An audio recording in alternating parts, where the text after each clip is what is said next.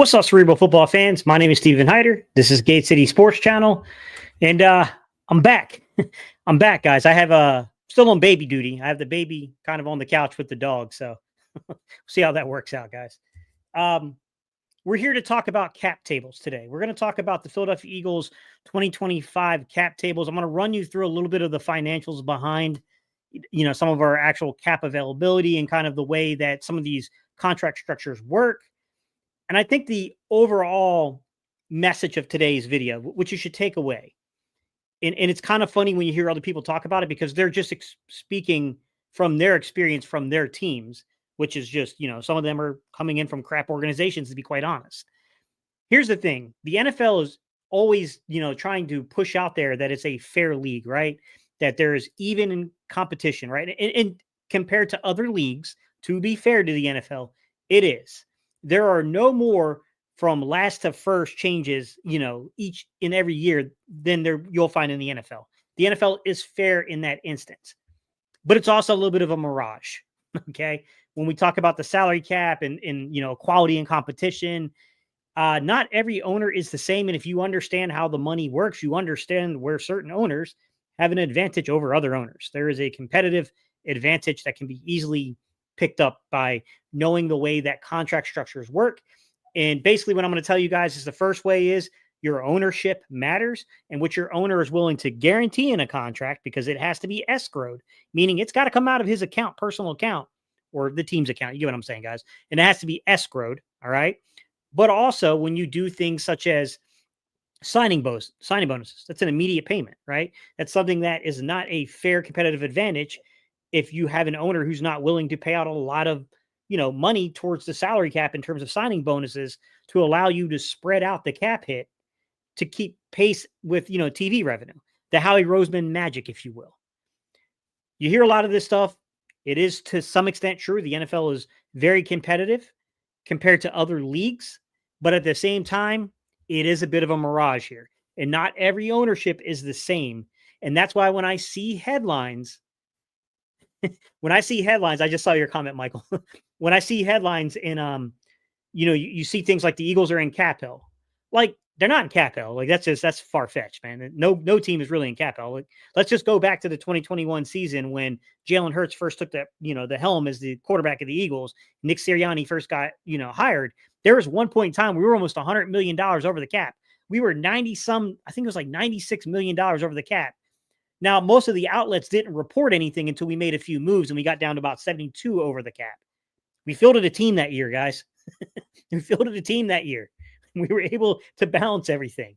So, when people say that they're in cap hell, a team that wins a Super Bowl is going to be full of, it's going to have guys on their team that's pretty good. You're going to have guys that are going to get paid. You're going to have guys that are going to be leaving your organization that's going to get paid. So, what are they really saying? Honestly. All right. The brass tacks. Let's go ahead. I'm going to share some information with you guys. So I'll share the screen. I want to share, and I'm hooked directly into my router. I'm hoping that when I share the screen, it doesn't bog us down. If it does, just let me know it's really bogging you down. And then I'll just read the numbers off and, maybe we'll have to go away from sharing it, but I'll do my best, guys. I got it plugged directly into the router. So hopefully that helps us out. So far, I got it stable, Wi-Fi coming through. So we'll see. We'll see how it goes, guys. All right. I'm going to share the screen. We're going to talk the brass tacks of the actual numbers, man. We're not going to talk in hypotheticals. We're going to talk about what we can see, and then talk about what the Eagles may or may not do. Knowing what I just presented to you in the beginning of the video, we'll talk about how that plays out in reality, right? An owner who's willing to do certain things and a general manager who's super aggressive.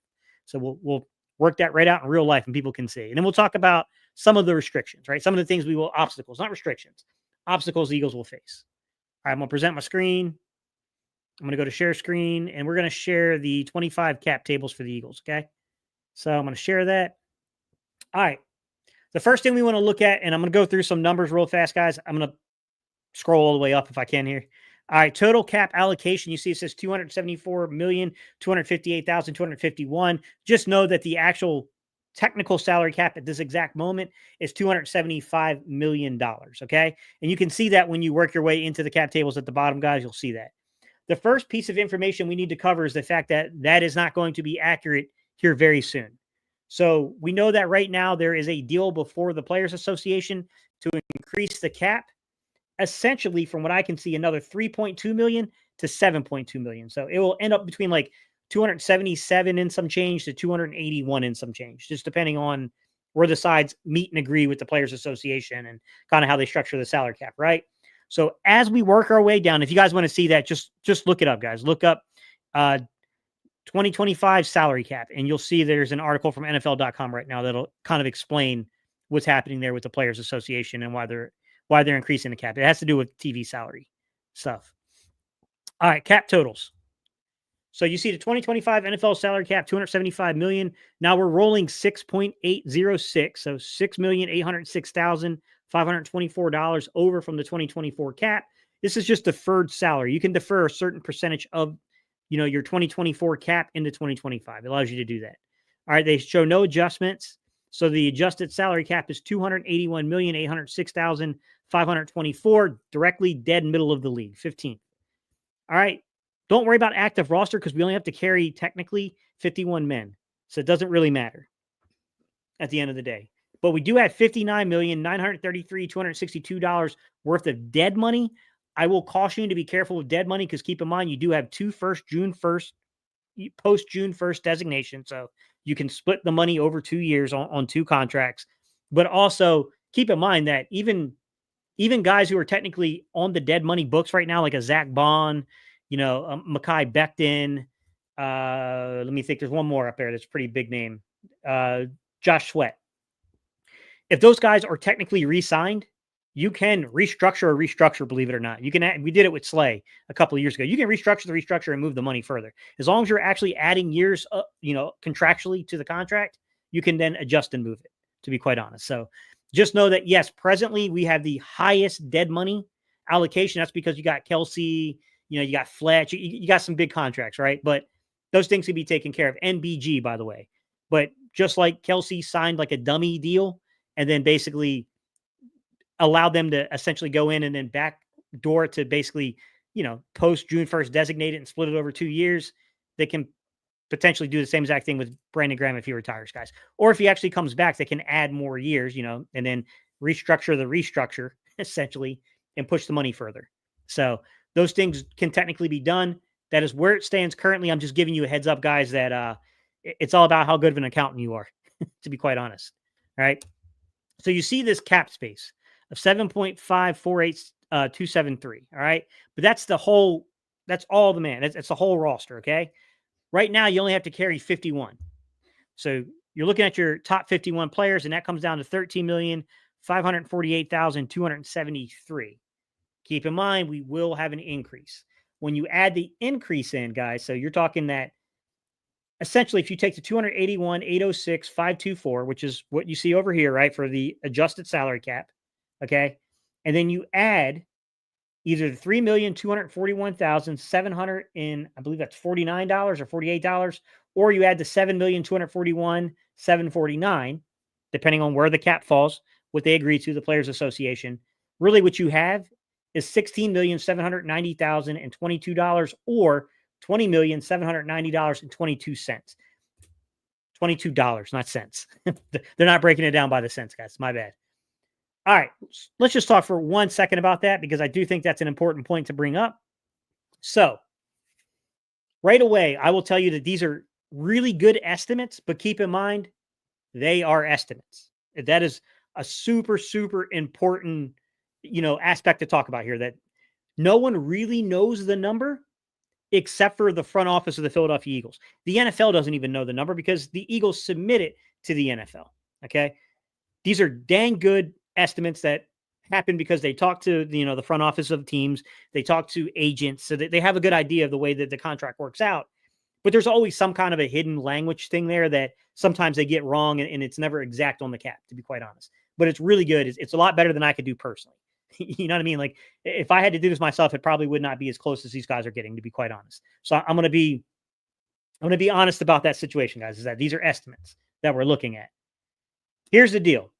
When you are talking about giving Howie Roseman almost $17 million to over $20 million, he could do some damage with that because of the fact that Jeffrey Lurie is the owner of this football team and Howie Roseman is very smart. And this is where I talked about having a competitive advantage. And I know this is what drives people insane when they are talking about the Philadelphia Eagles. I'm going to pull this down for a second, guys. I'll continue to share it later if you guys want to see more of it, okay? We can go back to that later on. All right. Straightforward.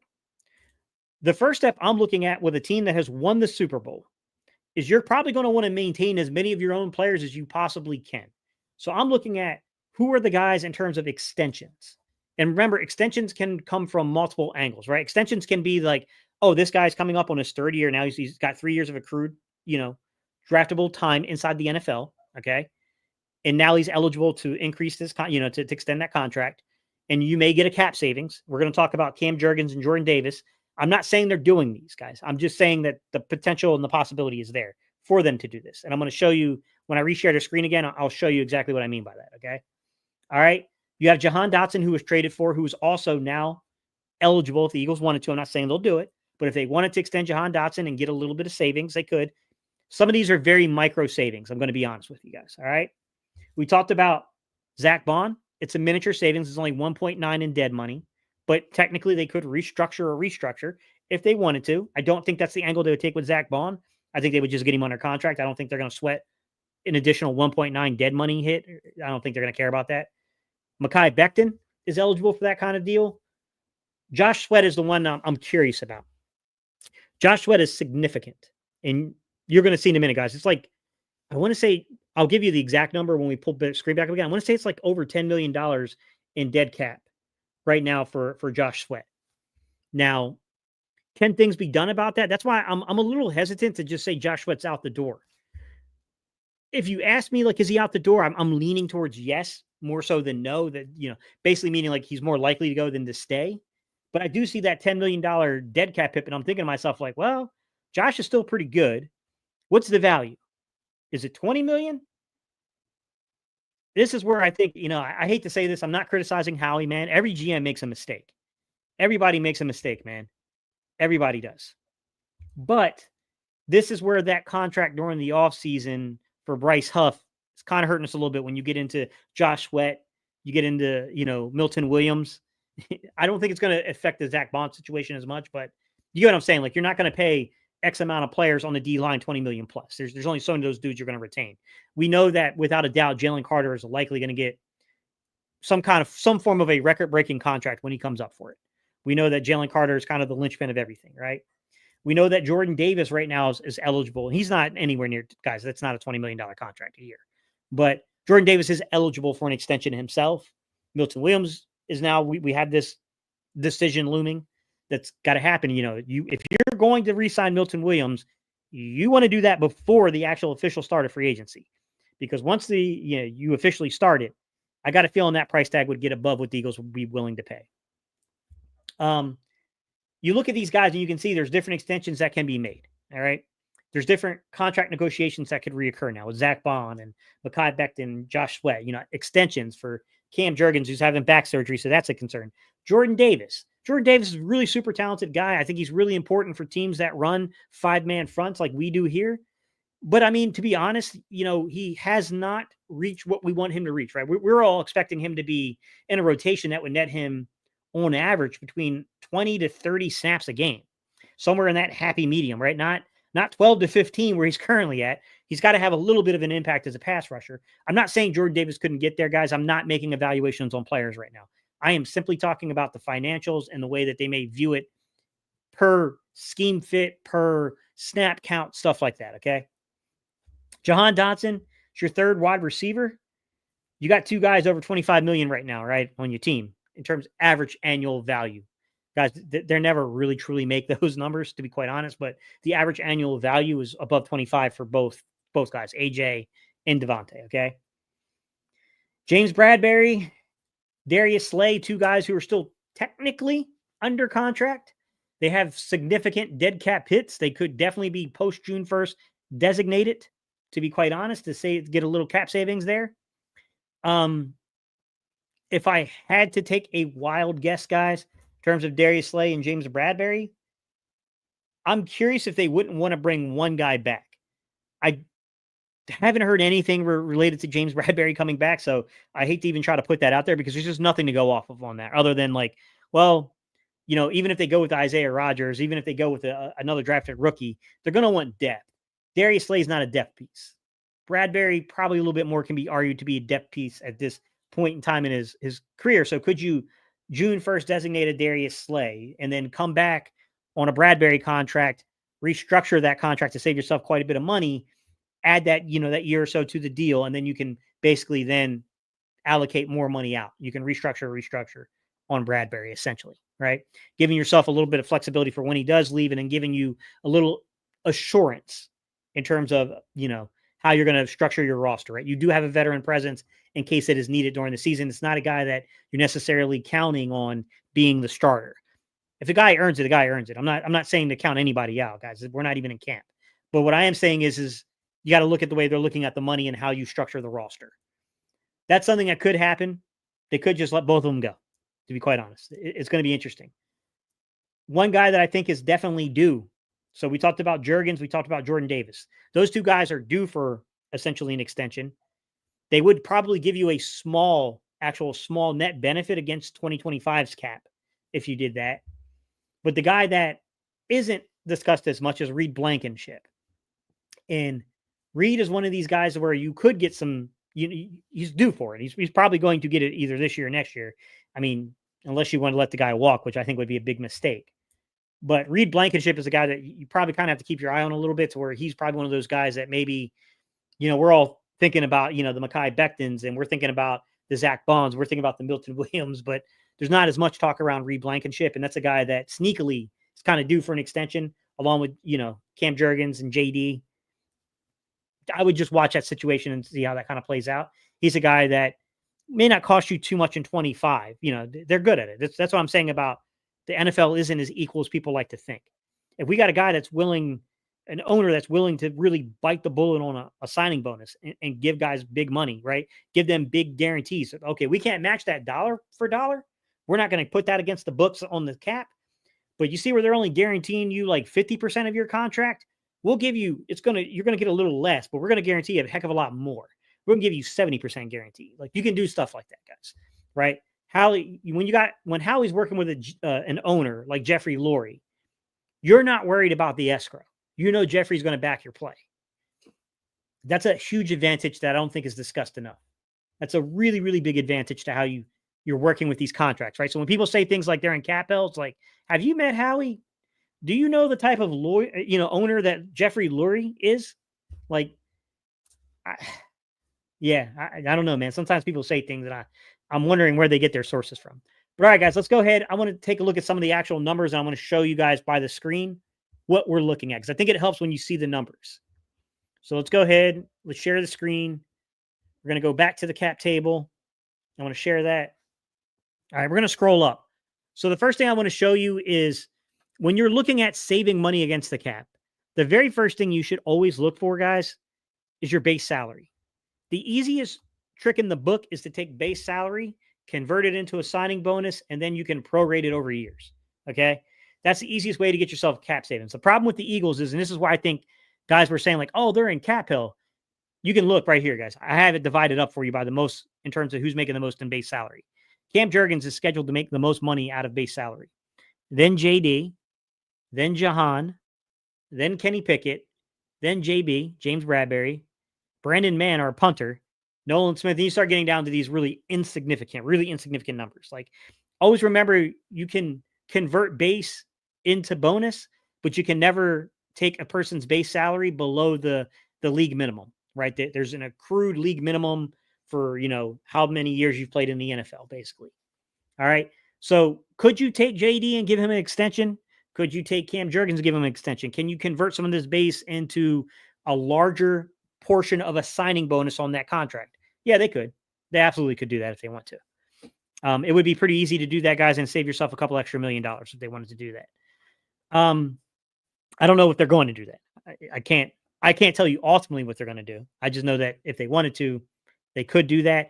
But I wanted to show you guys this. This is where they're getting that cap hell thing from. It's because they're seeing this without knowing that, yeah, but we could still easily play around with $20 million on backloaded contracts to where we give a lot of guarantees. So we don't care about the escrow and the guaranteed money in terms of percentage, and we give hefty signing bonuses. People forget that. We have an ownership that will back our play. All right. The other thing I think should be made aware of, guys, is the dead money cap. Okay. You saw that it was the highest, dead money cap in the league. Keep in mind, some of these guys can be restructured. So they can be re-signed and then they can restructure some of that contract that's left over, right? They can keep pushing as long as they're adding a year or two to the contract. And most of the time they're adding 2 or 3 years, to be quite honest, guys. It's pretty easy to then restructure money and you're just playing the TV revenue game. That's why Howie is so good at this. He understands how to offset these costs. All right. Kelsey. Kelsey's the big one because, like, this one, I don't think there's anything you can do about it because you already did this, right? So now you're paying the piper on the bigger end of what was left over, right? So we were able to get us a little bit of cap space on 24 by the way Kelsey did his deal, but you pay the piper in 25. I think that one's kind of in the books, nothing you can do about it. Josh Sweat, I'm not sure about this. Like, I've been talking to a few people and I've gotten mixed results on how the post June 1st designation works. I always thought you had to have at least like a dummy year on the contract. And then you can basically, because you had the dummy year, you can then split it up. I've heard some people say, like, no, not technically. I mean, technically, if there's anything on the contract period, whether it's actually dummy year with, a league minimum in terms of the base salary, you don't have to have that. You can still do it even if it's option or restructured money. You can still post June 1st designate it. I'm not 100% certain on that, guys. So it's more of the thing I'll be watching out for. I can't tell you that I know for certain how that works. I previously thought you had to have at least a dummy year on there, but I'm being told by some people that I know that may, not too sure about that. Not sure how the league views it. Fletch, I don't think there's anything we can do about Fletch, guys. Same thing with Kelsey. We already made the deal we made with Fletch. So now we're paying the high end of the back end of it now. Brandon is definitely something that can definitely be restructured here. Brandon can definitely come in and get a dummy year added to his contract because he's probably going to retire. Then you can then go ahead and post June 1st his contract, basically. So then you'd only pay what's left on the books for the dummy year. And then you got basically the 2025, 2026 season. I'm sorry. You'd pay for that larger sum of the $9 million that remains. Mekhi Becton, $3.4 million is really not that big a deal, guys. I'm not too sure they would restructure on that, but technically they could. Zach Bond, $1.9 million, not really significant. Could they technically do it? They could technically do it. Okay. So if those guys are re-signed, you could do it. The one on a re-signing where you get the most significant savings, this is why I was saying, and I said 10 mil. That's Fletch. I was wrong. 16.4 million on Josh. So I would assume there's going to be some kind of way they're going to work this number somehow. Whether he is brought back, and I don't know, guys. I mean, my gut instinct is that they're probably going to look through the draft or they're going to look through, what I'm saying? They're going to look a different way. They're going to either try to increase the playing time and get something more substantial out of Jalix Hunt next year, because I think Jalix Hunt showed you that there's some potential there.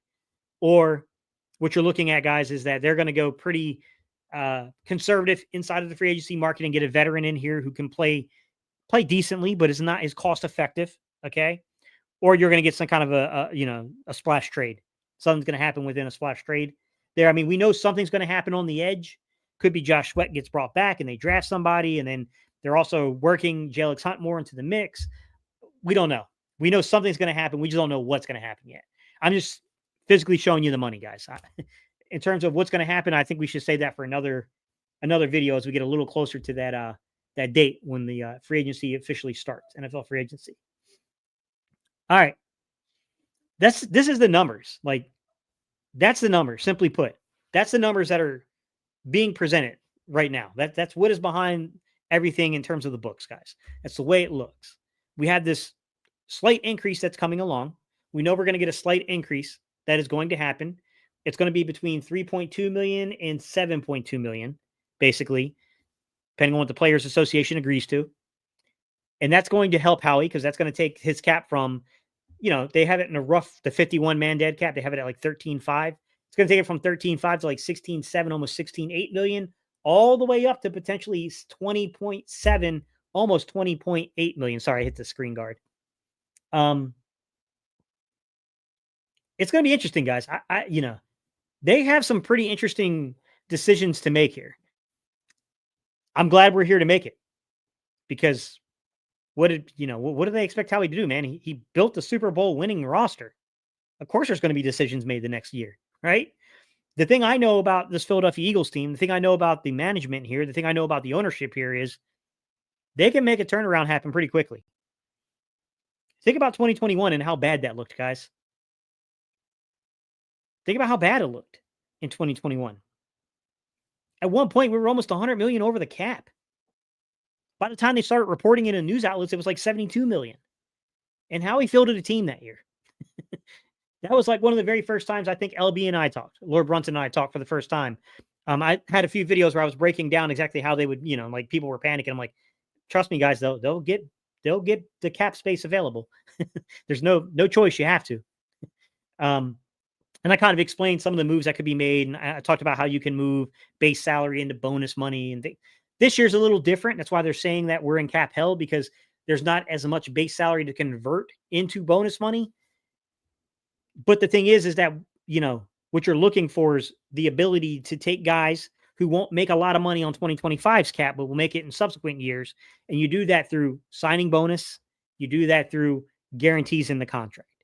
And in order to do that, you have to have an unfair competitive advantage in the NFL called an owner. An owner who will escrow guaranteed money and an owner who will outright pay bonus money. That's, you know what I mean? Like, then you got to look at, I'm sorry, I did leave one thing off to show you guys, and I'll show you it real quick. The other thing you look at is and they did include this. Don't worry about it, guys. It's included into the contract. The cap tables are showing you, but you should still see it. It's still important to know it, guys. You want to look at your draft pool. Okay. So currently, right now, you have the 32nd pick, which should count roughly. These are estimates, guys, based upon, numbers from previous years. 2.4 million. You have the 64th pick. It's 1.2 million. You have the 96th pick, which is, mil, just a little over a mil. You have the 129th pick was also just a little over a mil. Now you're getting into almost league minimums. 162nd pick, $926,000. 166th pick, $923,000. 169th pick, $918,000. And keep in mind, these can change. If you move from the 32nd pick down into the second round, that's going to change the draft pool for the cap table here, right? If you end up making 9 selections instead of 7 selections, it's going to change things, right?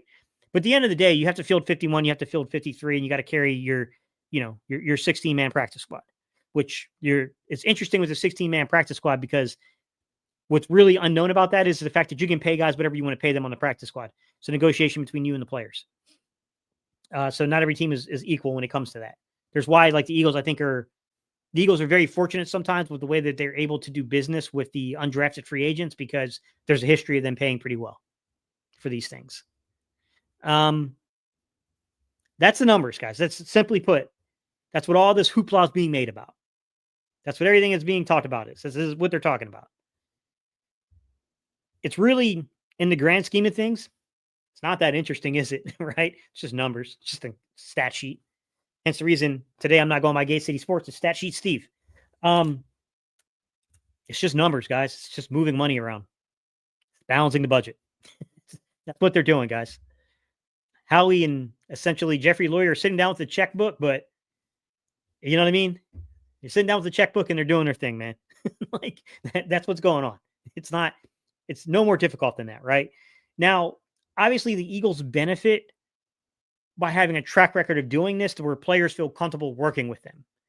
Now, if you're the Cincinnati Bengals and you start trying to do this, you might have some hesitations from players in terms of you not having any social capital with them to trust them if they're not your homegrown guys. It's different. I'm not saying, like, I'm not talking about their homegrown guys like Joe Burrow and those dudes. Number one, they're not going to play around with those type of contracts. But I'm talking about when you're trying to poach other guys. Might be a little harder for them. You know what I'm saying? Like, it might be a little harder for them to trust you. Where the Eagles, we have a track record of this. We're trustworthy. We're trustworthy when it comes to this. Guys know that they're probably going to get money converted into bonus money and get it right away. And look, it's one of those things to where, like, a bird in hand versus 2 in a bush, right? You could bank on that, but if your money ain't guaranteed, the next best thing to a guaranteed, especially for injury, the next best thing to that is basically getting your base salary converted into actual bonus money and put directly into your bank account, right? And that's the best thing if you're a player. It's also good for the organization because then they can balance the budget. Now they have more years to work with. in order to, keep things copacetic, if you will. All right. Free agency. Exactly, Carlos. The worst news the NFL gave was more money for Howie and the Eagles to play with. Exactly. Free agency, offense and defense. These are some of the names that I noticed as I was looking through. Offensively, Mekhi Becton, Ian Book. That's a nothing. That's a nothing burger. Paris Campbell. That's not a nothing burger, but it's also not significant. Close relationship with Coach Sirianni. Britton Covey, not a nothing burger, but obviously we found guys to handle punts. We're okay there. I would much rather Britton Covey be handling the punts than having our starting nickel out there handling punts, but I don't think that's a do or die situation. But I like Britton Covey. I think Britton Covey was going to have a role this year if he stayed healthy. It's unfortunate. LaRaven Clark, I do think that there's some reason to be a little iffy about having that sixth man. Mekhi Becton is important because without Mekhi Becton, now you're kind of searching for the sixth man. Last year, Fred Johnson and then Tyler Steen kind of worked in unison together as our sixth man. First off the bench for the offensive line guys. That's a very important role. LaRaven Clark's a veteran guy. I'm not saying that's a, like freak out mode. It's certainly not a nothing burger, but it's also, you know what I mean? Like there'll be other options, of course. Jack Driscoll right below him is another guy could potentially play a six-man role. He's a free agent. Kenny G's an interesting one. Kenny Gainwell. I had a conversation during the offseason with my guy Tone. And Tone asked me who I thought would benefit the most from Saquon Barkley. And I knew all those guys were going to answer, Jalen Hurts and A.J. Brown and Devontae Smith and Dallas Goedert. And I said Kenny Gainwell. And I said, not statistically. I thought that he was going to go through a re-imaging from the fan base to where people are going to say, like, you know what? Kenny G's not a starter in this league, but he's a pretty good change of pace back. We saw that narrative start to change a little bit, right? He's an interesting one because on one hand, they have an in-house solution to him. They drafted it last year and not Will Parks, but you guys get what I'm saying. However, Gainwell's a really good pass protection back. Kind of underrated. A little underutilized in the receiving game. Probably more meat on the bone there for him, if we're being honest, than what he got used here in Philadelphia. But, it is what it is. Nick Gates. Fred Johnson, that's not a nothing burger. Fred Johnson served as our main backup. But to be honest, if you bring Mekhi Becton back, you spent a third-round pick, already inside of this organization. So you'll be okay. Like you have a guy technically, if you bring him back, where you have a six man, but I'm not opposed to bringing Fred Johnson back personally. CJ Uzama, blocking tight end, kind of more the inline role. Rick Lovato, he'll be back. I'm not really worried about Rick Lovato. I didn't know where to put him, so I put him with the offensive players because a lot of these long snappers and stuff are, they're normally classified as tight ends or like centers. When they don't really play either of those positions, but you get what I'm saying. Defense. Who are the defensive names, guys? Josh Sweat, Brandon Graham, Zach Bond, Avante Maddox, Milton Williams, Oren Burks, Isaiah Rogers, Ben Van Sumeren, Urfa. Okay? Exclusive rights free agents. He ain't going nowhere unless the Eagles don't want him back. The Eagles completely control his rights. I would presume that Ben Van Sumeren will be back. Mike Green, who's in, I'm sorry. No, not Mike Green. That's my draft notes. If you want to go check out Mike Green, though, there you go, man. All right. And Ben Van Sumeren, right? Linebacker, fullback. I don't know how you want to classify Ben Van Sumeren. He played a little bit more offense this year, obviously. I thought that they were missing a little component when Ben Van Sumeren went out to the offense. I thought some of these teams that were bringing extra guys in the box would have been less effective if Ben Van Sumeren was out there just absolutely leaving cleat marks on the back of people. Defense is more significant, in my opinion, than the offensive losses. Mekhi Becton's significant. I'm not trying to say Mekhi's not significant. Fred Johnson, that you can argue it's six man. That's not a nothing burger. It's not significant, but it's dang sure not a nothing burger there. Kenny Gainwell, it's not a nothing burger. It's not significant. Not a nothing burger. Britton Covey being the punt returner, not a nothing burger. Not significant though, right? But when you look at like Josh Sweat, Brandon Graham, Zach Bond, Avante Maddox, yeah, I think you can look. He did a great job in his role. I'm not going to throw shade at Avante. I thought Avante in the role that he played was quite good this year in his role. He's not the same Avante Maddox from 3 or 4 years ago when this was one of the better, nickel corners in the league. Milton Williams, significant. Oren Burks, really big role for the Eagles, man. Guy I wouldn't mind bringing back, to be quite honest with you. Probably going to get a decent contract somewhere. Isaiah Rodgers, I'm hearing rumblings that the Eagles might bring him back. That he might be one of the guys, that's kind of focused on, right? Like, I mean, defensively, man, some of these hits are a little bit more significant, to be quite honest. Now, do I think that every single player here is going to leave in free agency? Nah, I don't think so. I don't think every guy's going to leave in free agency. I don't. But it's going to be interesting, man, because if you look at, Josh Sweat and Brandon Graham, those two guys are, could be both gone, which leaves, Houston Baptist as Jelix Hunt. We got a guy that we spent a lot of money on to bring here last year, and Bryce Huff. And you got Nolan Smith. We would need answers at edge. We would definitely need some answers at edge. Even if like Jelix Hunt just proves to be one heck of a pick, man, and he's ready. I like Jelix Hunt. I'm not gonna lie. I'm not saying that's what's gonna happen, guys. I'm just, personally, I like Jelix Hunt a lot. I was pretty high on him before the draft, to be quite honest. Jelix Hunt, even if he turns out to be significant, you still need rotation. We don't have enough guys for a rotation there. Zach Bond, you got Jeremiah Trotter behind him. You got an injury to Nakobe Dean, by the way, too. Like, Oren Burks, if they don't get Zach Bond back, which that would be catastrophic, man. I hope they get Zach Bond back. But if Oren Burks becomes really important, especially when you factor in the fact that Nakobe he's got an injury himself.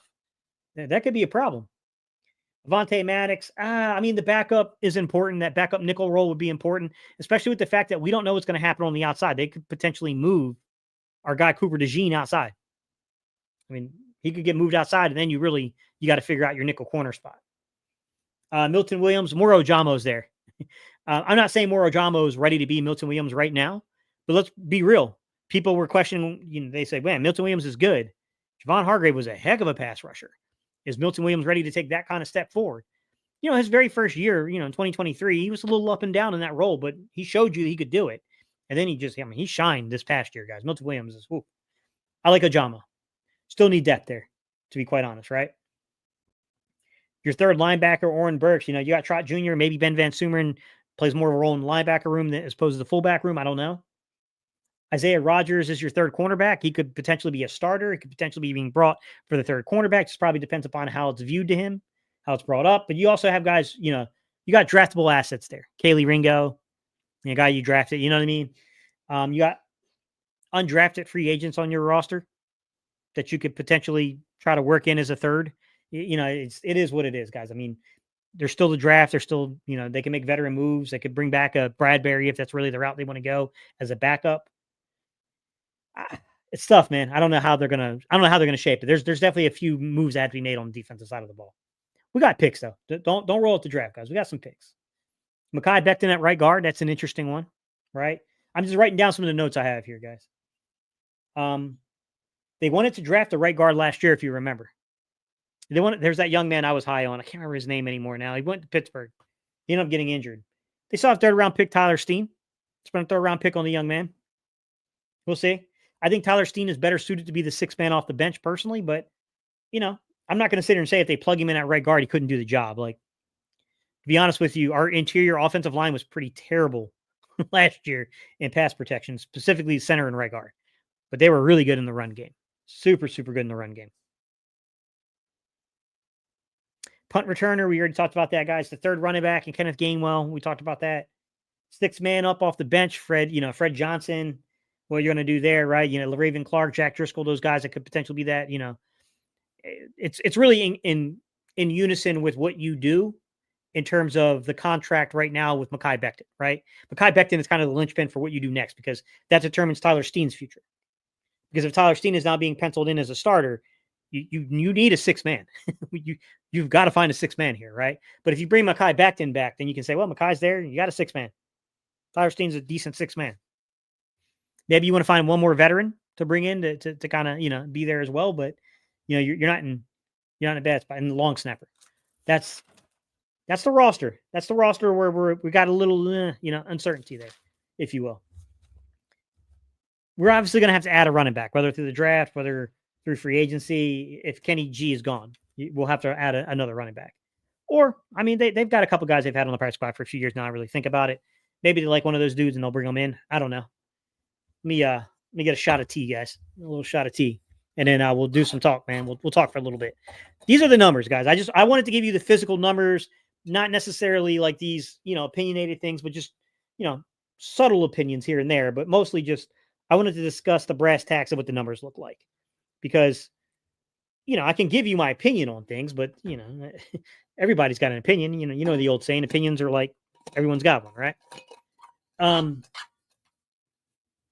Let's get it, man. Let's see what everybody's got to say. It's been a while since I talked to everybody, man. Let me see if I can't scroll up. Any let me scroll up. I hate this. Is it me? Any of you guys that use MacBooks? I'm not a fan of their interface, man. It does not work as well. It's Windows. What's up, Mr. Ralph? How you doing, buddy? Hey, man, we are the champs. Are we the only ones that know the cap keeps going up? Yeah, I think some people don't know that, Mr. Ralph. The way they say it, though. I mean, thought Jerry was a cap guru. Whew. He know he could pay more, and it worked out. He don't want to pay. Yeah, he doesn't want to pay. Mr. Ralph, I want to. I'm friends with Tuck, with CFO, Cowboy Fans Only, J Tuck. We're pretty good friends. I want to actually bring him on. I want to talk to him a little bit about the whole Jerry Jones and Stephen Jones and the salary cap and some of the comments they've made recently, man. I would love to get his perspective on it, because I know he'll be honest about it. Michael said, dude, you give me brain food all the time. Appreciate it, Mike. Appreciate you, buddy. Forget who I got this from, but they were looking at the Eagles' void years on their contracts and how they all end up. What's the next TV deal is due?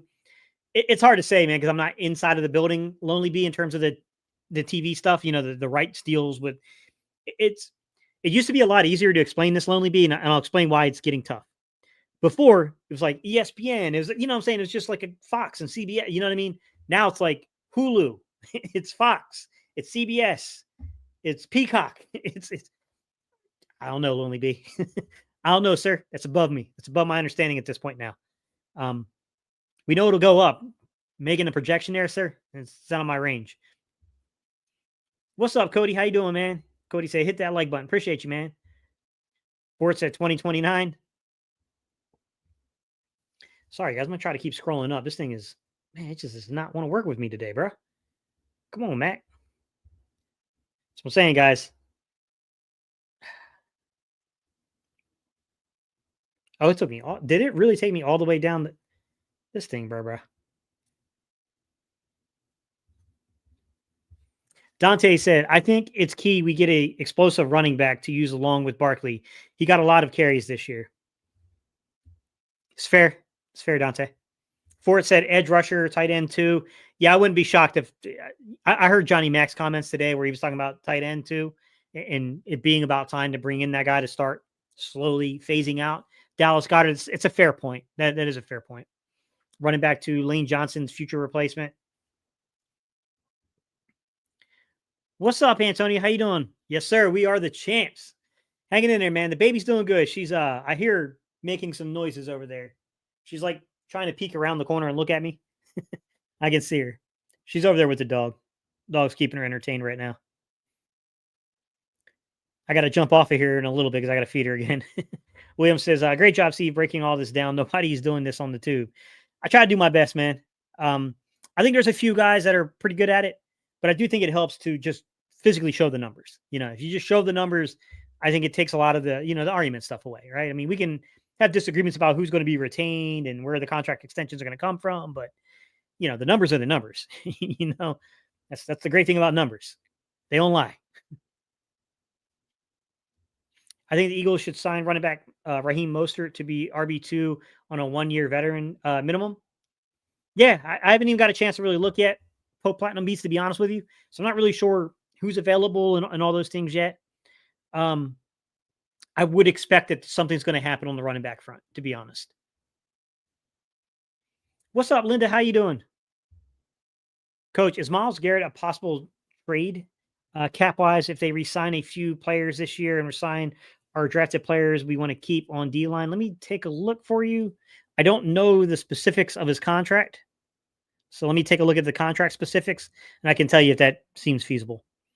Now, I will say sometimes, it's more feasible for a guy that's been in the league for a few years to be traded than some other guys. Oh, hang on. I didn't do contract. I was like, why is it showing Pro Football Reference? I want like Spotrac or Over the Cap. I'm gonna go to Over the Cap, man. Spotrac be trying to do some funny stuff recently, make you pay for looking at their cap figures. All right, so 2031. This man has voided years to 2030. Let me share the screen, guys. Let me let everybody in on what I'm looking at here. All right, let me go to share screen and Myles Garrett's contract and share. This is according to Over the Cap, guys. Let me take this ad down. All right, so you see the voided years going all the way down to 2031. So they're definitely trying to work some signing bonus money, it looks like. Other bonus. So he did a signing bonus here. Restructure, maybe? This might be restructure money, guys, in 2029. To 2029, 2030, and 2030, that might be some restructure money they did on this. I'm not familiar with what they did here, you know what I mean? But look at his base salary. Us is super affordable, guys. 1.2 million in base, which is what the Eagles will be responsible for. The only other thing I could see is if this 3.7 million here on these other bonuses is an option bonus. You know, if the Eagles have them on their 53-man roster or their 51-man roster in the offseason, then they have to pick that up. But if you're talking about $4 or $5 million for, you know, a guy like Myles Garrett, then you're going to have to do something with his contract. He's going to probably want a little bit of money here. But yeah, I mean, is it feasible contractually? Sure.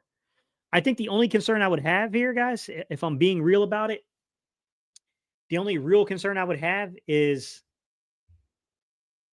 your subsequent years, right? So when you start giving away draft picks, you got to weather the storm a little bit, Cody. You know what I mean? Like you got to weather that storm because you're reducing the amount of affordable players you could have under contract. Cost evaluation there, man. You know what I mean? Like you got a guy that's probably 2 or 3 years, and then I wouldn't see the Eagles keeping or maintaining that kind of contract if I'm being honest, Cody. But for 2 or 3 years against what I saw in his, you know, his base salary, because all the rest of that money, that's technically, unless it's an option bonus or a workout bonus or something like that. If it's signing bonus money, that's on Cleveland. They got to pay that, not us, unless we strike a deal with them to take some of the burden off. But yeah, technically, yeah, that's a little bit more affordable than I would have thought, sir. That is far more affordable than I thought. Come on, he's trying to switch me over. All right, let me scroll down a little bit. Sorry, guys. It's like, come on, man. Work with me here. Not you guys, it's them. Super Bowl 59 was the highest rated in history. Yeah, after everybody said they weren't going to watch. I got to be honest, guys. This hot tea that I made, it's like I'm drinking an Arnie Palmer. I put a little too much lemon in there. Like I'm in the middle of summer here with all this lemon.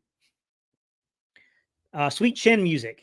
It's an old reference to a wrestling move there, huh? Bring back Zach and hopefully Mackay, and I'm good to go from there. 2 good options, man. Trenches are important, man. The trenches are important. Zach, the problem I have with Zach Bond, like letting him go when I say the problem, is that there's a playmaking ability here with Zach Bond that even if you get a guy who's just solid at the linebacking core as a rookie, or you find a guy that's being undervalued in the NFL, Vic is really good at identifying linebackers. Make no mistake about it. Vic is the secret sauce here when it comes to linebackers. Like the Dome Patrol with New Orleans, what he was able to do there, to his time with the 49ers. I mean, this guy has always found a way of working off-ball backers and getting production out of these dudes.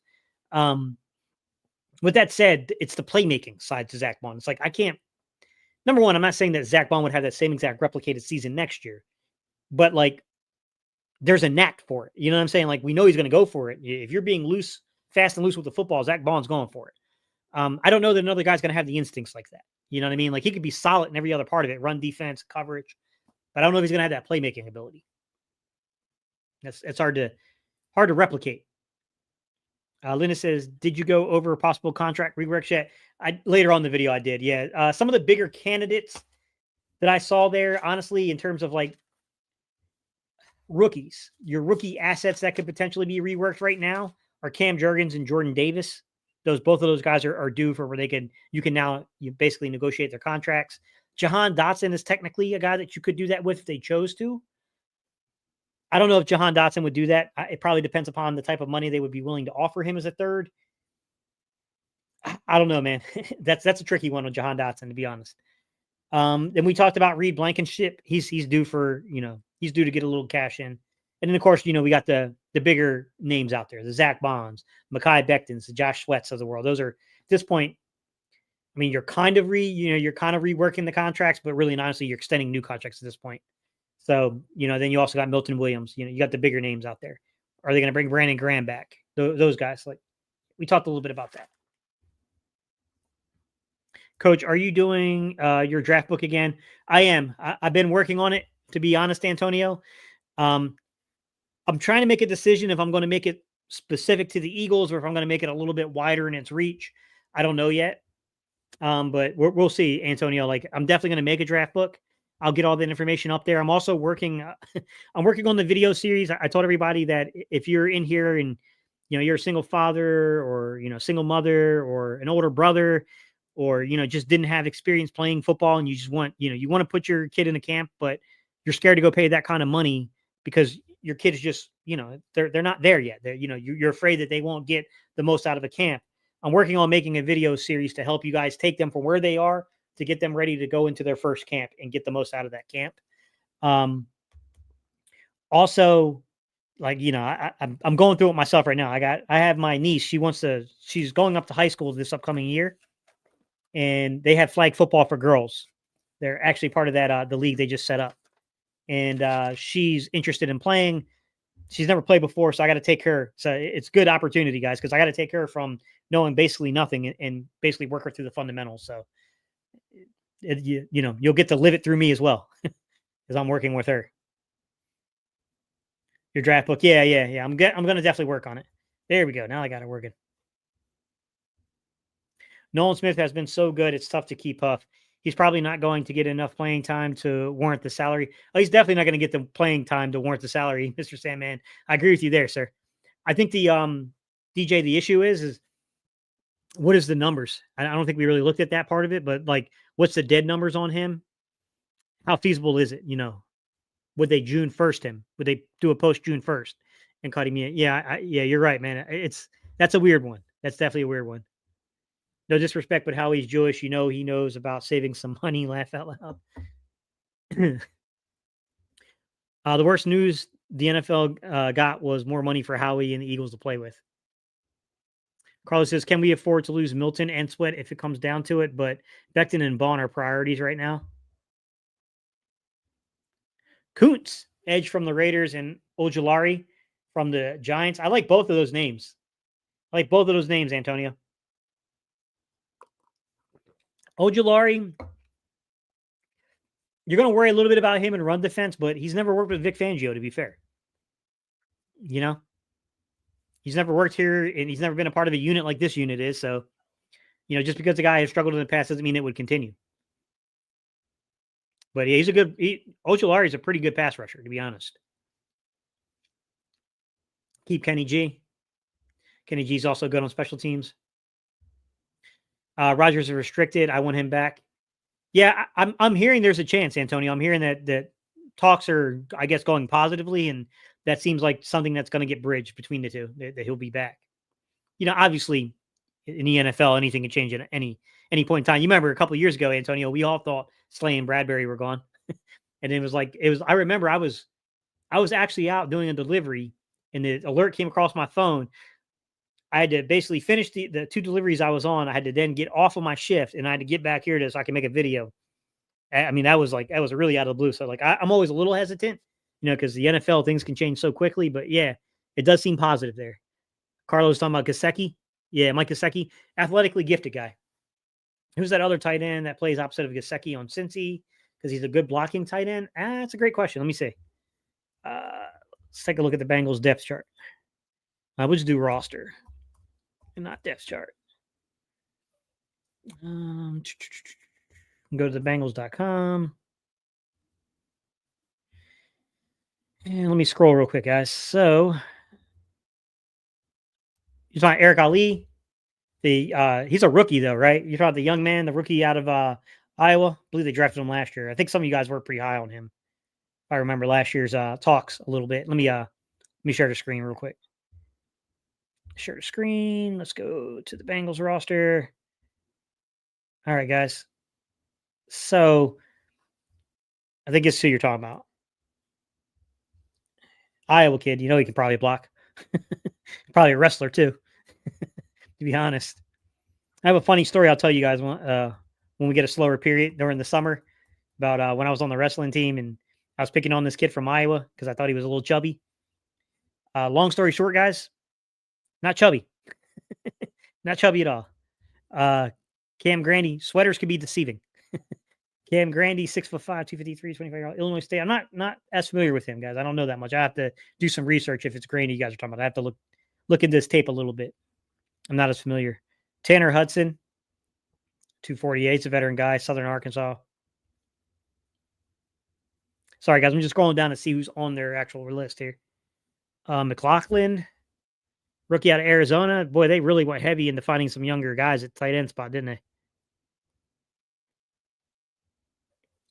Drew Sample. Drew Sample wouldn't be a bad.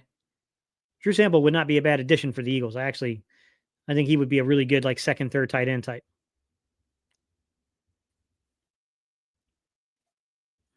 Yeah, that's how I see on the roster, guys.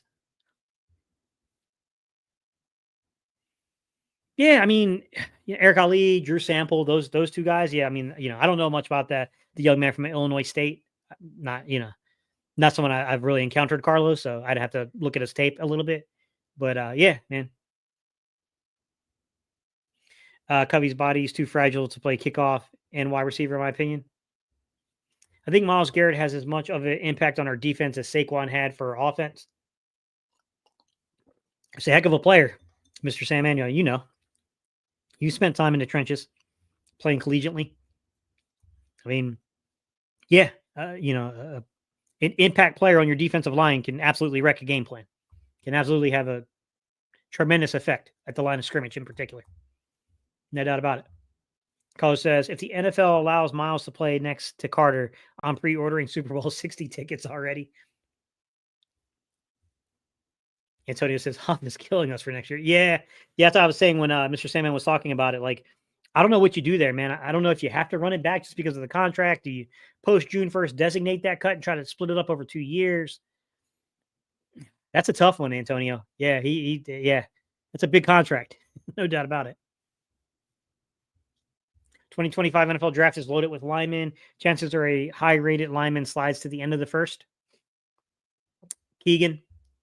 Yeah, good catch, Antonio. Yeah, he was the young man from Michigan. Yeah, he played a lot. He played a lot at Michigan. Yeah. A little bit of a fiery guy too. Yeah, he's they call him the road graders. Good in the run game. Cam Scattaboo is my choice if Gainwell's off the roster. Chubb or Williams from Denver. Oh yeah, those are both pretty good players. Big Nate. Nah, not Big Nate. They drafted a young man. He didn't play that much this year, Mr. Sandman. It was the young man I was pretty high on during the draft. I can't even remember his name anymore. That's how fast the draft goes. Give me a second. I'll tell you his name. Steelers 2024 draft. Troy Fontenot. Troy Fontenot. He was the mean kid, man. Definitely could play some guard. You knew you could kick him out the tackle potentially. I knew that Stout liked him a lot. I liked his tape a lot. He got injured. So, retrospect, him being off the board, you know what I mean? We got two guys who immediately came in and made three guys, if you want to get real.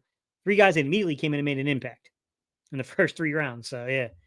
But he was a young man that, I know that there was some interest from the Eagles last year. Fontanu. Sorry if I can say his name right.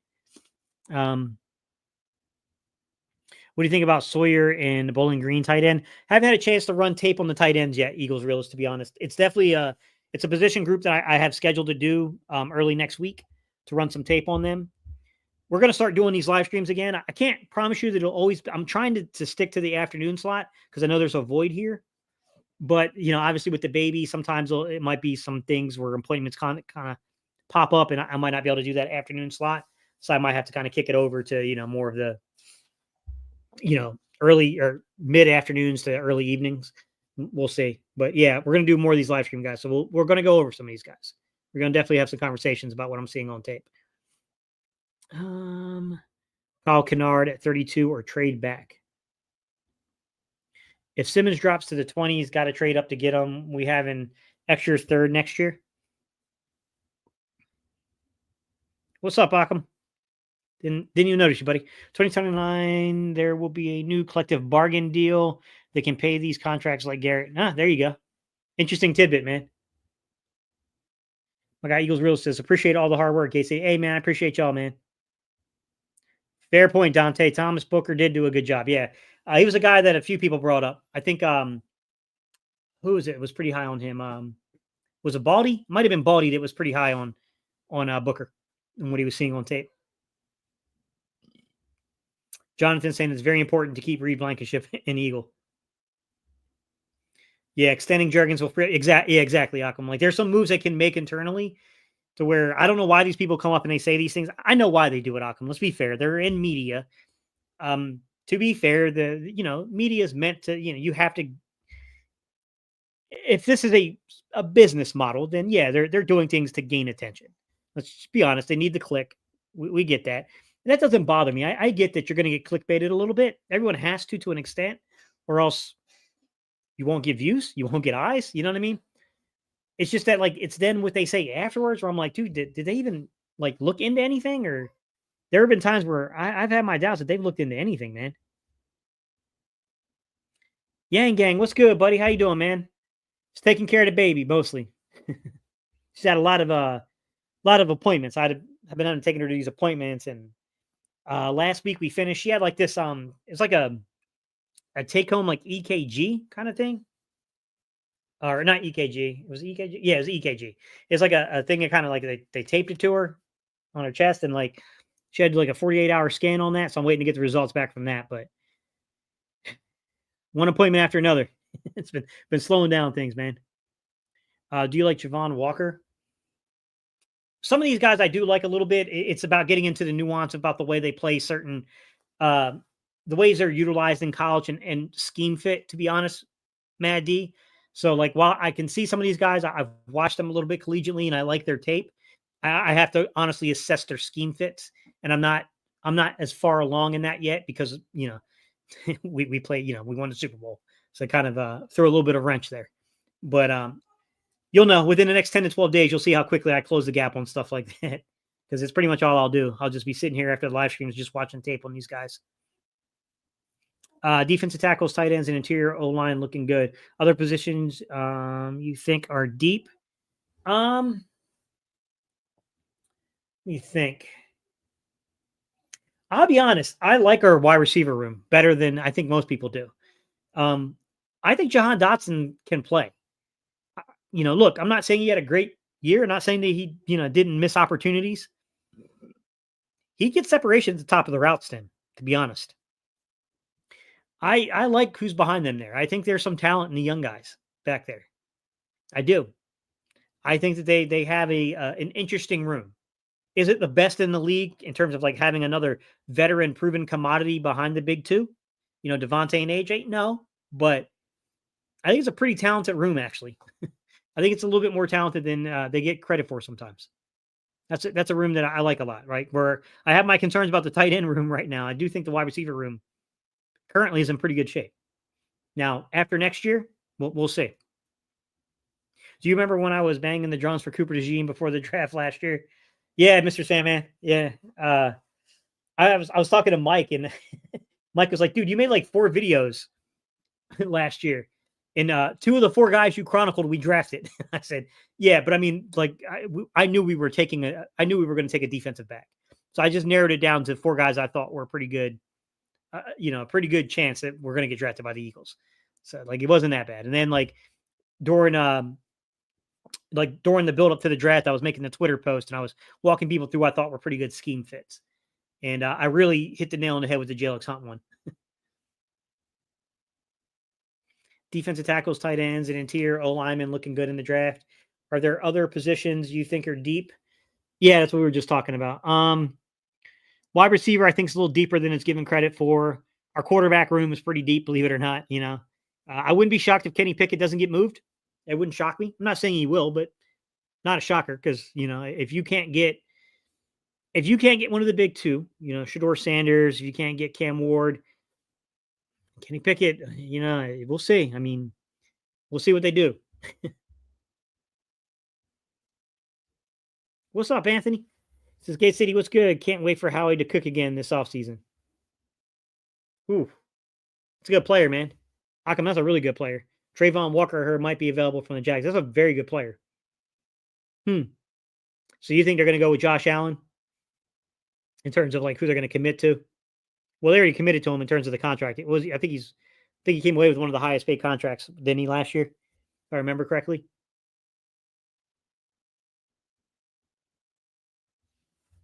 What does the Eagles need to see to offer Jordan Davis an extension? Do you think the time limit to give him? Do you think there's a time limit, or do you know of the time limit to give him the extension? Ooh, it's a good question, Mr. Sandman. DJ, that's a really good question. That's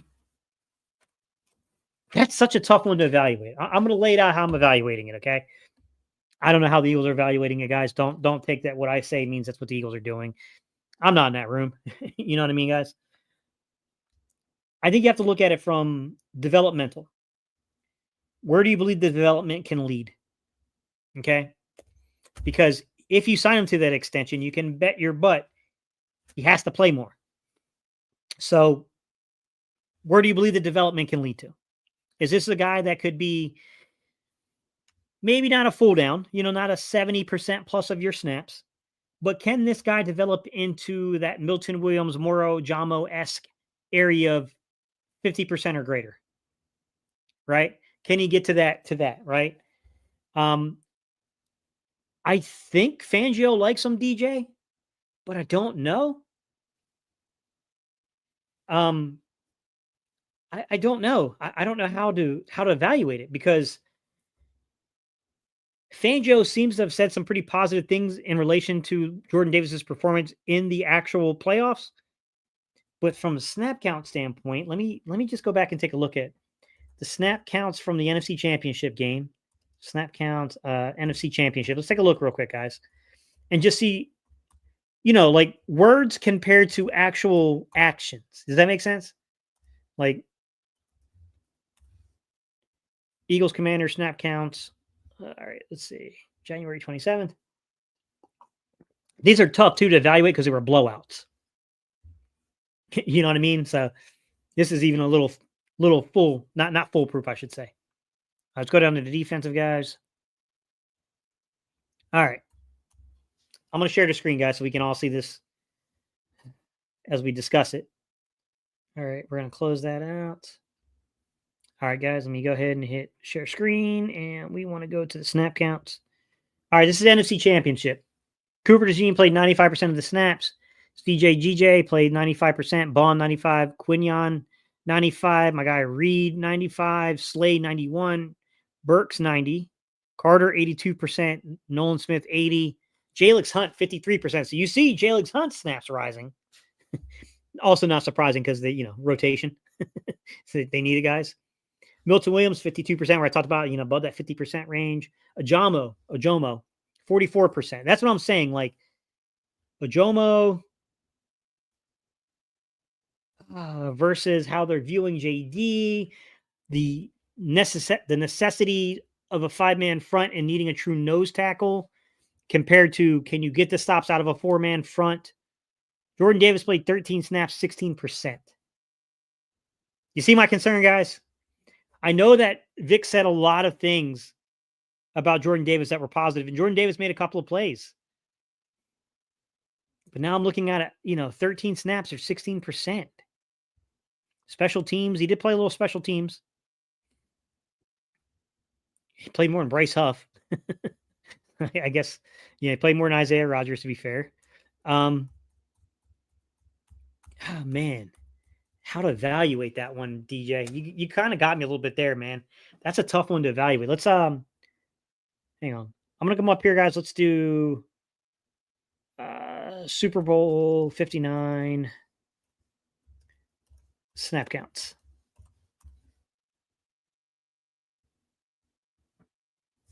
All right. We're on Bleeding Green Nation. Let's see what we got here, guys. That's offense. Let's take a look at the defense real quick. Look at Warren Burks, man. Well, obviously, but Warren Burks did a really good job once he got inserted into the lineup, man. I'm proud of what that young man would achieve because he got victimized and picked on by the Chiefs in the Super Bowl prior.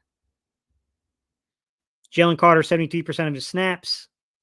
Milton Williams, 45% of the snaps. Ajomo, 45% of the snaps. Jalen Hunt, 41% of the snaps. Okay, Jordan Davis upticked 25% of the snaps, 14. Let's talk for a second, JD, and I'll give you my honest take to the best of my ability here without knowing the results of what's going to happen this year, okay? So I think the first thing we have to say here, DJ, is when it comes to Jordan Davis, what happens next year is going to matter significantly for him. Whether or not they pick up that 5th-year option and potentially extend him, assuming they don't just extend him this year. We'll see. There is the chance that they let him play on that 4th year. Then they pick up the extent. Well, they might need to pick up the extension this year, huh? I got to look into that, DJ. They might need to pick the extension up right now. So I got to know when the actual deadline is for that, because I could be making a very bad assumption there. My gut instinct is if Jordan Davis is going to get an extension, he needs to uptick his snap count to that 20 to 30 range. Okay? 30 or so on the high end, 20 or so on the low end, right? He's got to get up to 25% or above of your snaps. I don't think you can just plug him in as a nose, right? I think he's got to give you a little bit more. I don't know what the internal evaluation is inside the building right now. The young man shows glimpses. Every now and then, man, Jordan Davis shows the ability to get a pass rush. Clint Hurt, if he remains with the Eagles, I think he's the key. He did such a good job with these young guys. They like Jordan Davis a lot. They do. They really do like him. He's a really positive locker room influence guy. He has a very carved out role here. But that I think what makes it difficult is the 5th-year option for a first-round pick. That's not insignificant. So I don't know. Could they convert some of that stuff into a signing bonus or something like that, and then defer it or not defer it, but you get what I'm saying, like kind of like extend it down the road, kick the can down the road a little bit on it, and make it more manageable. I think didn't they do something really similar, DJ, with when they took the 5th-year option for oh my gosh, Nelson Aguilar. I thought they did something similar, right? Where they picked up his 5th-year option and they did something within the contract to kind of basically convert some of that money and make it more affordable. I thought they did something like that. I could be wrong. It's been a while ago, so I might be misremembering that. But I thought they've done something like that similar before. So there might be. It's tough, man. That is a tough one. that is a tough one, man. I'm not gonna lie. That's a heck of a question. I don't know. I know the answer. Yeah, that's a tough one. That's definitely a tough one. I appreciate it, DJ. DJ with the $9.99 super chat saying thanks for the content, Gates. I appreciate you, man. Thank you so much for that. Matt D says thanks, and a good dad is a demanding job. It's so much tougher when you have medical issues. Love the content. Hey, man, appreciate you guys. I don't think JD would demand a lot. I don't think he would either, Antonio. I don't think he would demand a lot either contractually. I think it's more so the nuance around the 5th-year option. How do the Eagles manage that? How is creative? I'm not ruling it out. Yeah, but I mean, he's got to uptick, man. He's got to uptick a little bit. Yeah, currently he's paying like 10 to 12 snaps. Yeah, you're pretty close. Yeah, you were right on it, Antonio.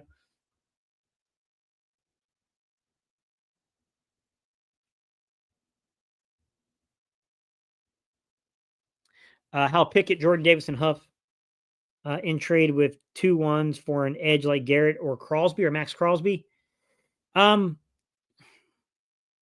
Pickett. Well, I mean, depending how they're looking at the quarterback situation, Mad D, it could potentially. I don't know. Jordan Davis, Defensively, man, they got some guys there. That's a good defense. I don't know how Jim Schwartz would want them. Schwartz is their D coordinator. I got to think about the Schwartz fit there. Huff would be a really good fit for them. Huff in a wide nine like Schwartzy. Yeah, he'd be a good fit there. That's a good fit. That's a really, really good fit, man. That's a really good fit.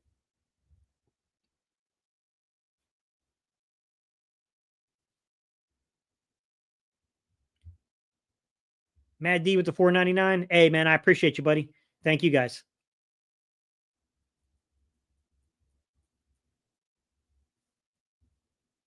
What's up, Jonathan? He says, more draft prospects and undrafted prospects. I prefer over indulging in free agents and the 1 year deals. Eagles roster has youth in place to step in after losses like Williams, Sweat, et cetera, et cetera. Yeah, I think Milton Williams is a little bit more significant of a loss, Jonathan, than I think Josh Sweat is. I think Josh Sweat's probably a little bit of an underrated player for the Eagles, but nonetheless, like I'm intrigued by the upside when it comes to a guy like Jalen Hunt. Now, I'm concerned about the depth, but as you stated, look, they found Jalen Hunt in the third round last year, and that guy was supposed to be on, I said, like, oh, he's going to be like Josh Sweat his first year. He's going to be on that, that really limited snap. No, he wasn't. I got that one wrong. I got the evaluation of the player right. The uptick in snap counts I didn't see. So, yeah, I mean, you're right. You can definitely find guys. I mean, Jalen Hunt turned out to be a far better addition, during the offseason through, obviously through the draft, but still an addition through the offseason than what Bryce Huff turned out to be. So, I mean, yeah, there's some legitimacy there.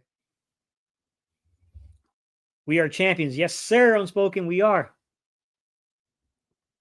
Yeah, Eagles will have to pick up Jordan Davis's 5th-year option first. Yeah, that's where it's going to get interesting, Malcolm, is like how they work the contract around the 5th-year option.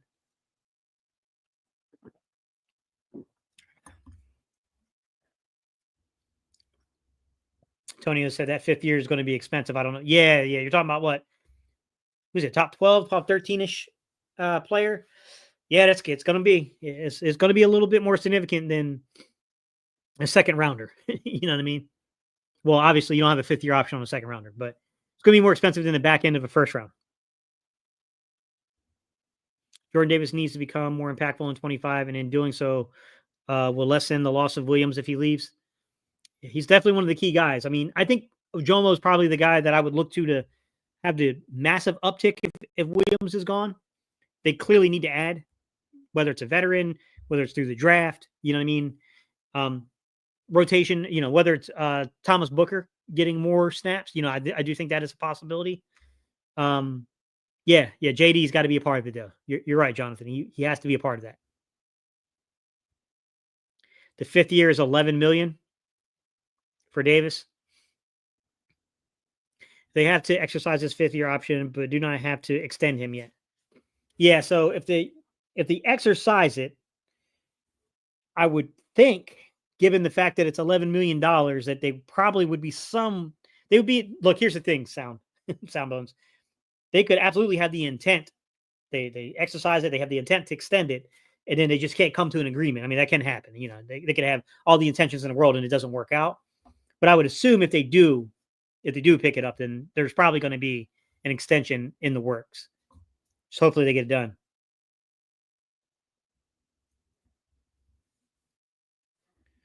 Or just draft Jason Graham, Michigan, for interior duo.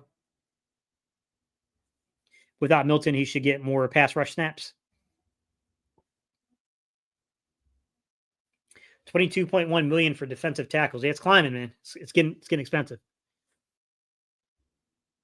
Any base salary in the player's 4th year that was not fully guaranteed will become so. Yeah, and it's like 3 million.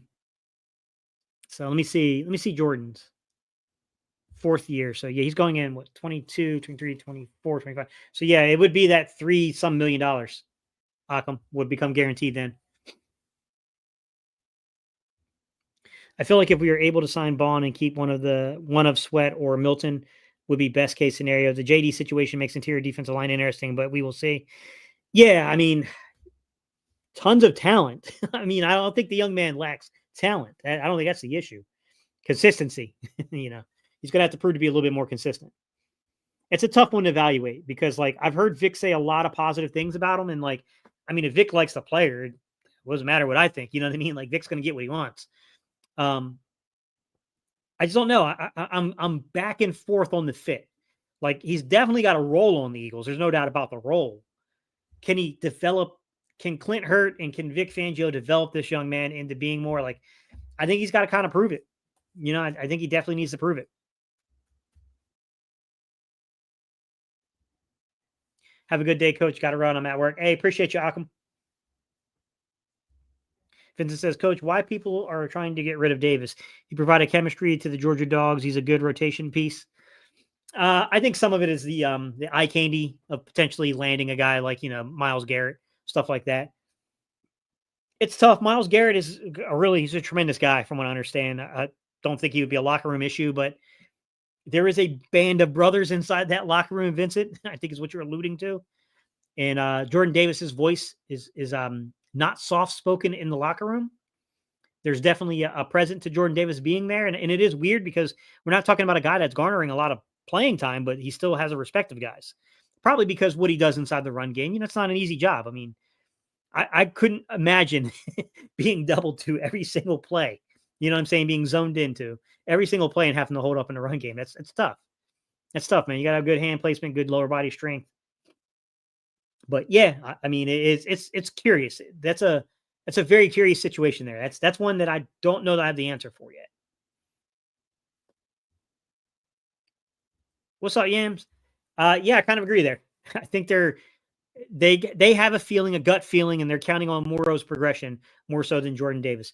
I agree, but I still think from a rotational standpoint, either Jordan Davis has to give you more, or you got to play Thomas Booker more. Somebody's got to give you more, or you got to get a veteran, or another guy's got to get drafted. You still got to get a guy for rotation, but yeah, you might be onto something there. You definitely might be onto something in terms of where they're leaning towards.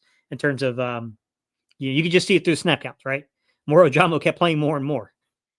Like that was one. I think I called him the steal of the 2023 NFL draft, and yeah, I got that one right. I was pretty high on that young man. I couldn't believe that he lasted into the 7th round. That one threw me off. I don't know what happened. I know he's a little bit of a tweener. So is Milton Williams, to be fair. Like Moro Jamo has adequate arm reach for an interior lineman, D lineman. Like I still don't quite understand what held him back with Moro. I don't know if it was I think Moro's one of those guys that kind of came over. Wasn't he part of the West African connection to the NFL, if I'm not mistaken, guys? So I think he might have been one of those guys kind of that came in a little bit late to the game. I don't know if that played a role in things, but man, when I was watching Moro Jamo's tape, I was just like, I'm not a Texas fan, but that young man can play. He's pretty good. I always thought that Davis should play in mop-up duty, get some late game pass rush snaps. Yeah, I think you got a point there when you got a 30-point lead, 20, 30-point lead. That might be a good time to, give the young man a little bit of rotation.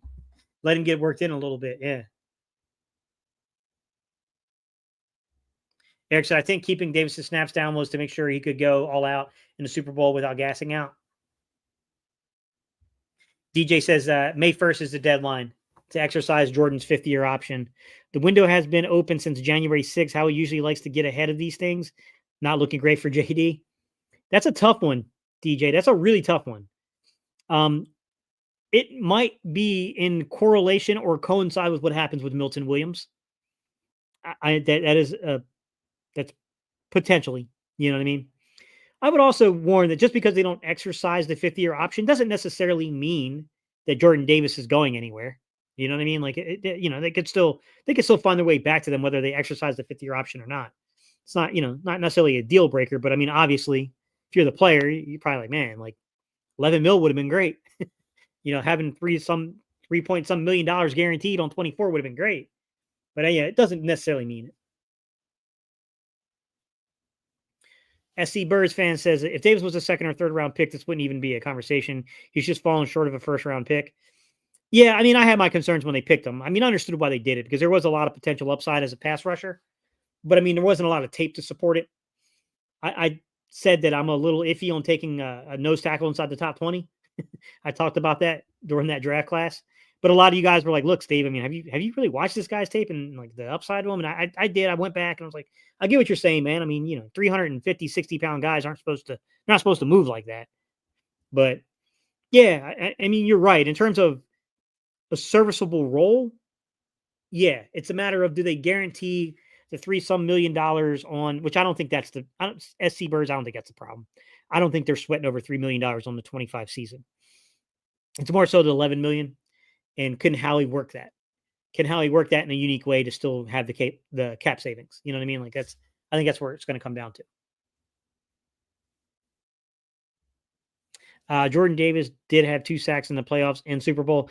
Yeah, like it's he's got glimpses. There's definitely glimpses there, Vincent. Like there were, I, it's there. It's there at times. I mean, that's the hard thing about evaluating this young man is that I could see it going either way, and I think there's logical justification either way.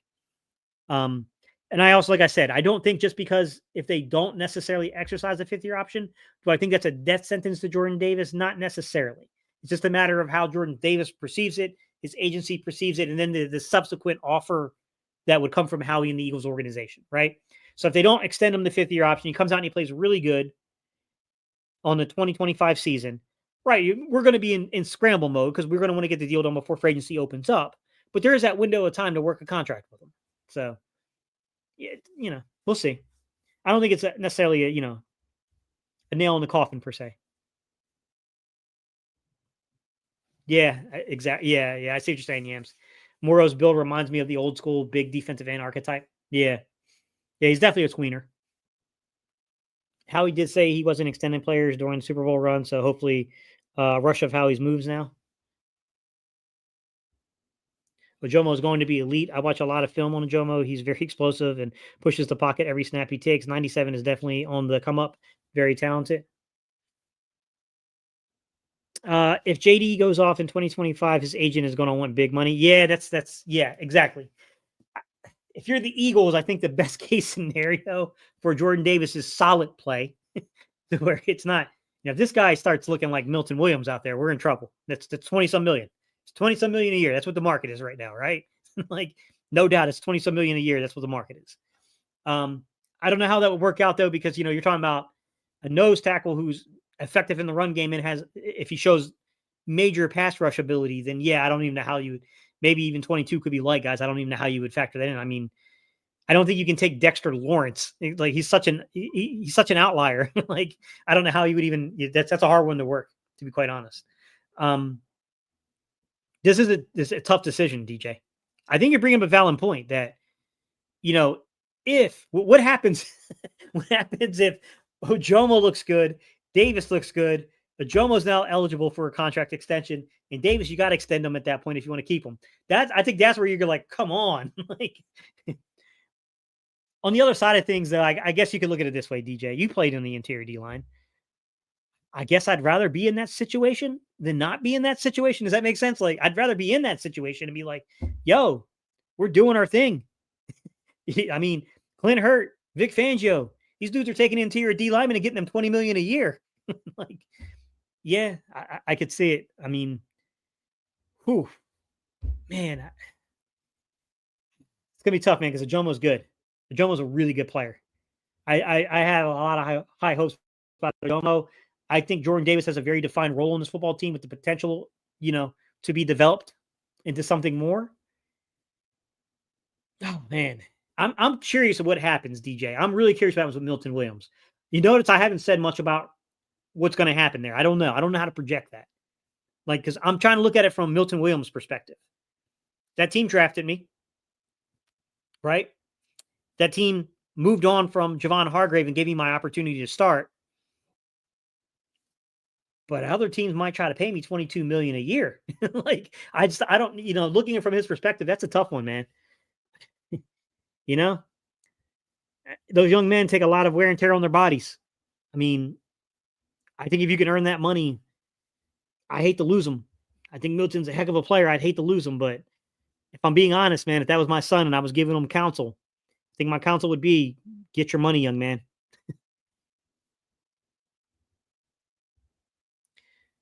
What's up, something? How you doing, man? I appreciate the $5 super chat.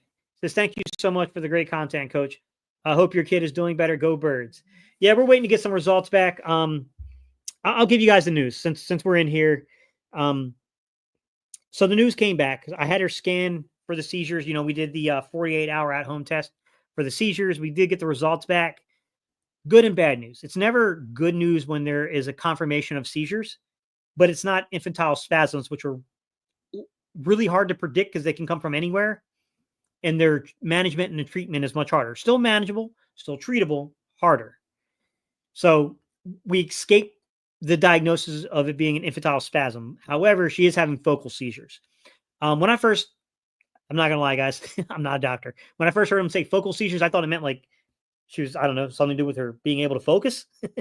Come to find out, I guess what focal seizures actually mean is it's focused to an area of the brain. So it's treatable. She's on something called levetiracetam. Nah, doctor, guys, I don't know how to pronounce that crap. I don't work for any pharma company. I don't know how to pronounce it. It's like levetiracetam or something like that. So she's taking that medication now, and they say that they want to basically reevaluate her in 2 years, and they say that a lot of times with medication, it kind of resolves itself.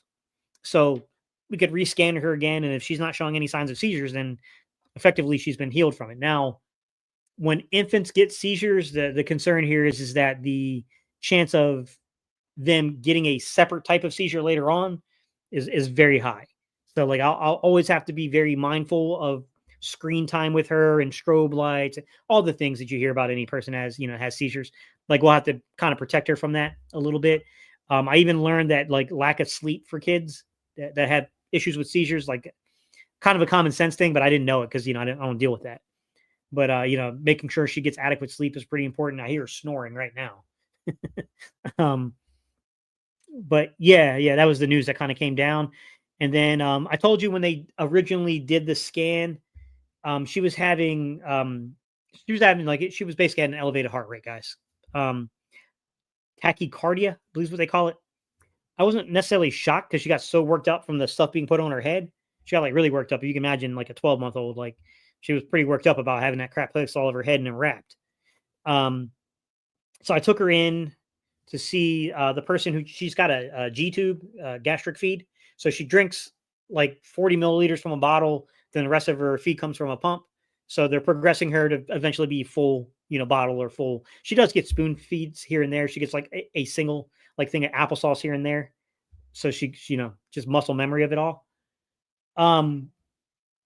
Anyways, I took her to go see the doctor, and she works with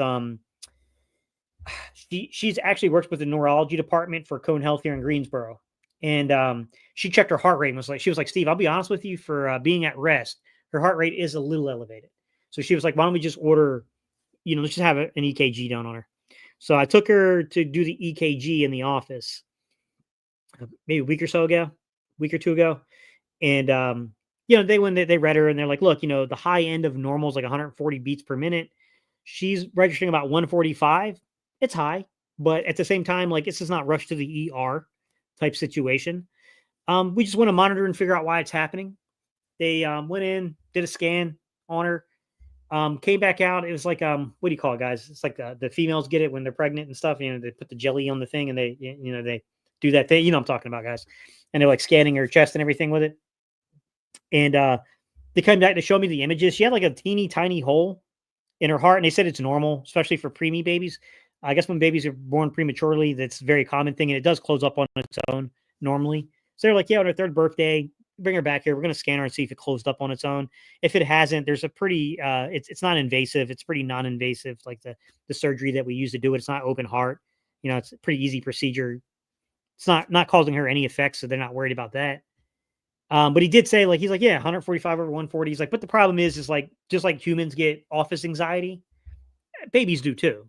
So he's like, that's not outside of the norm of just being, baby being poked and prodded and messed with and just gets an elevated heart rate because of that.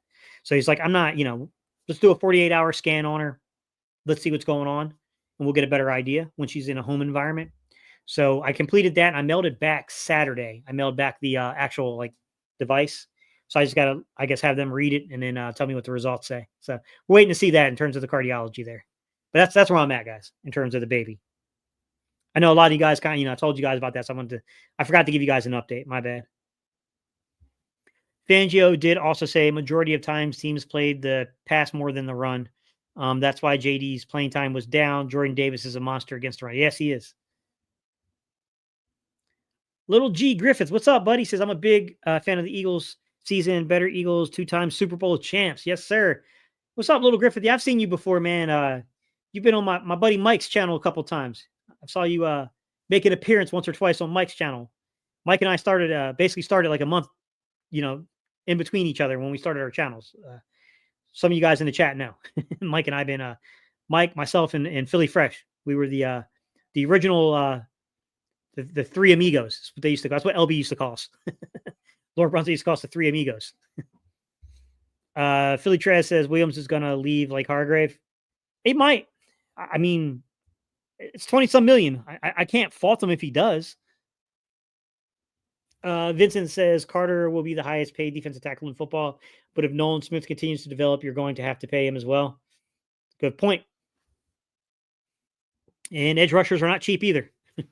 Davis will get his option picked up. He's a big part of the team. He's just not a flashy player, but he ties up 2 offensive linemen each play. Dave, what's good, buddy? How you doing, man? You all know Dave. Dave does customizations on things like sneakers and stuff. He's done raffles for the community before for an opportunity to win some customized sneakers. Very talented. Dave is a very talented artist. I will hype you up, Dave. You're a very talented guy. Green Wave 214 says, could they bring in Khalil Mack if BG retires?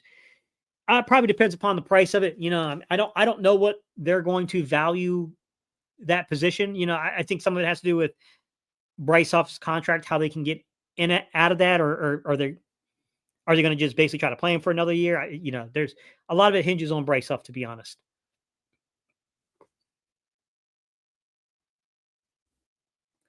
Philly Trez, man, he says, I've had seizures since I was a kid. I'm 37.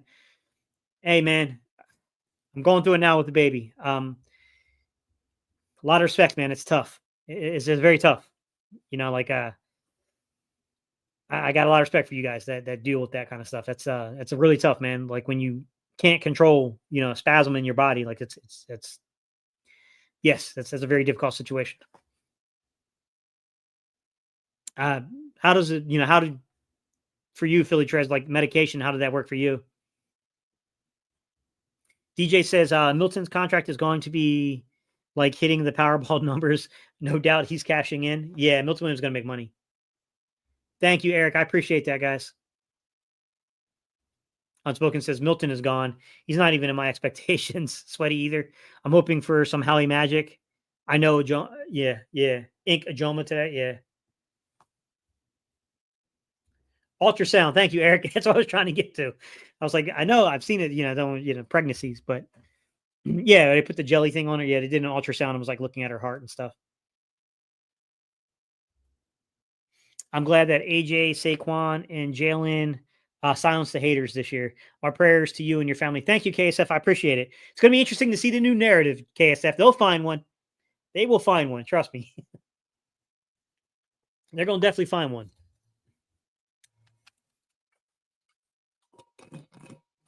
You know, when it cools off the tea and that lemon hits, it's kind of nice. It is kind of like an Arnie Palmer. When it's warm, it's a little weird. It's a little too much lemon in there.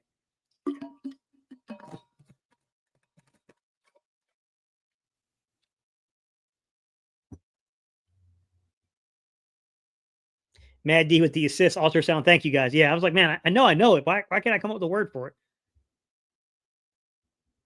What's up, James? He says, Coach, your thoughts on keeping Slay and Isaiah Rodgers? I mean, look, if they're both open to that, I can't speak if they will be, but if they are, I'm not opposed to bringing those guys back. I mean, our coverage was a big reason why we were able to do what we were able to do. I know someone else had brought up the idea of in base having Cooper DeJean play outside, but then when they go into their sub package, you bounce him inside, and then you play Isaiah Rodgers on the outside. I think that's also a reasonable solution, to be honest, James.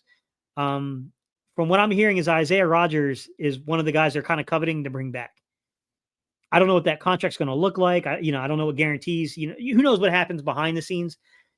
Obviously I'm pretty sure these organizations make promises to the players that, we don't hear about, you know what I mean? So who knows what's going to be promised there, but yeah. Unspoken says the Eagles community is truly family.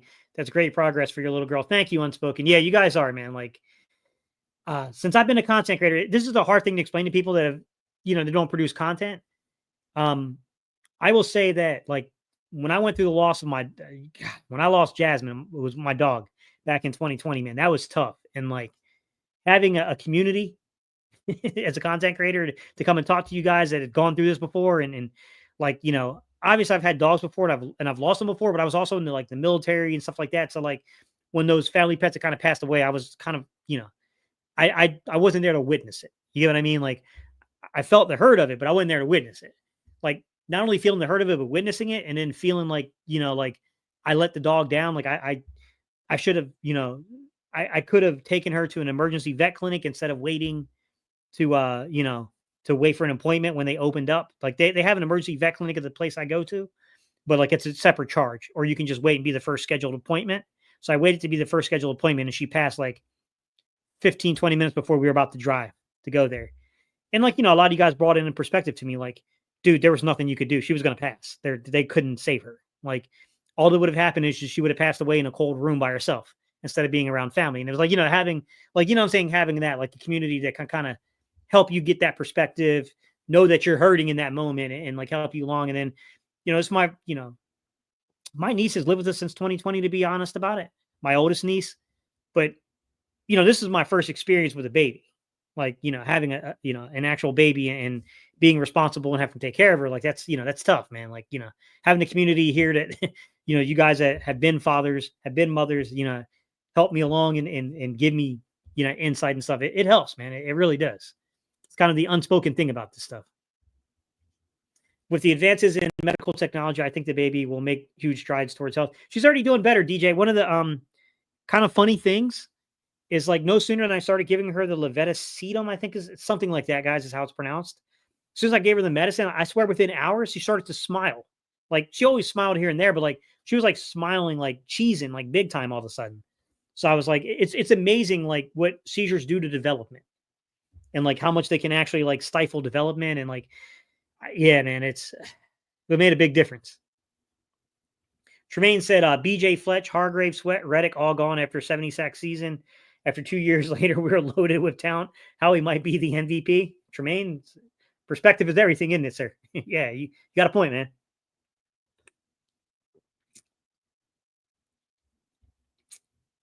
Wish you and the family. Hey, man, thank you, Mr. No Name. I appreciate that.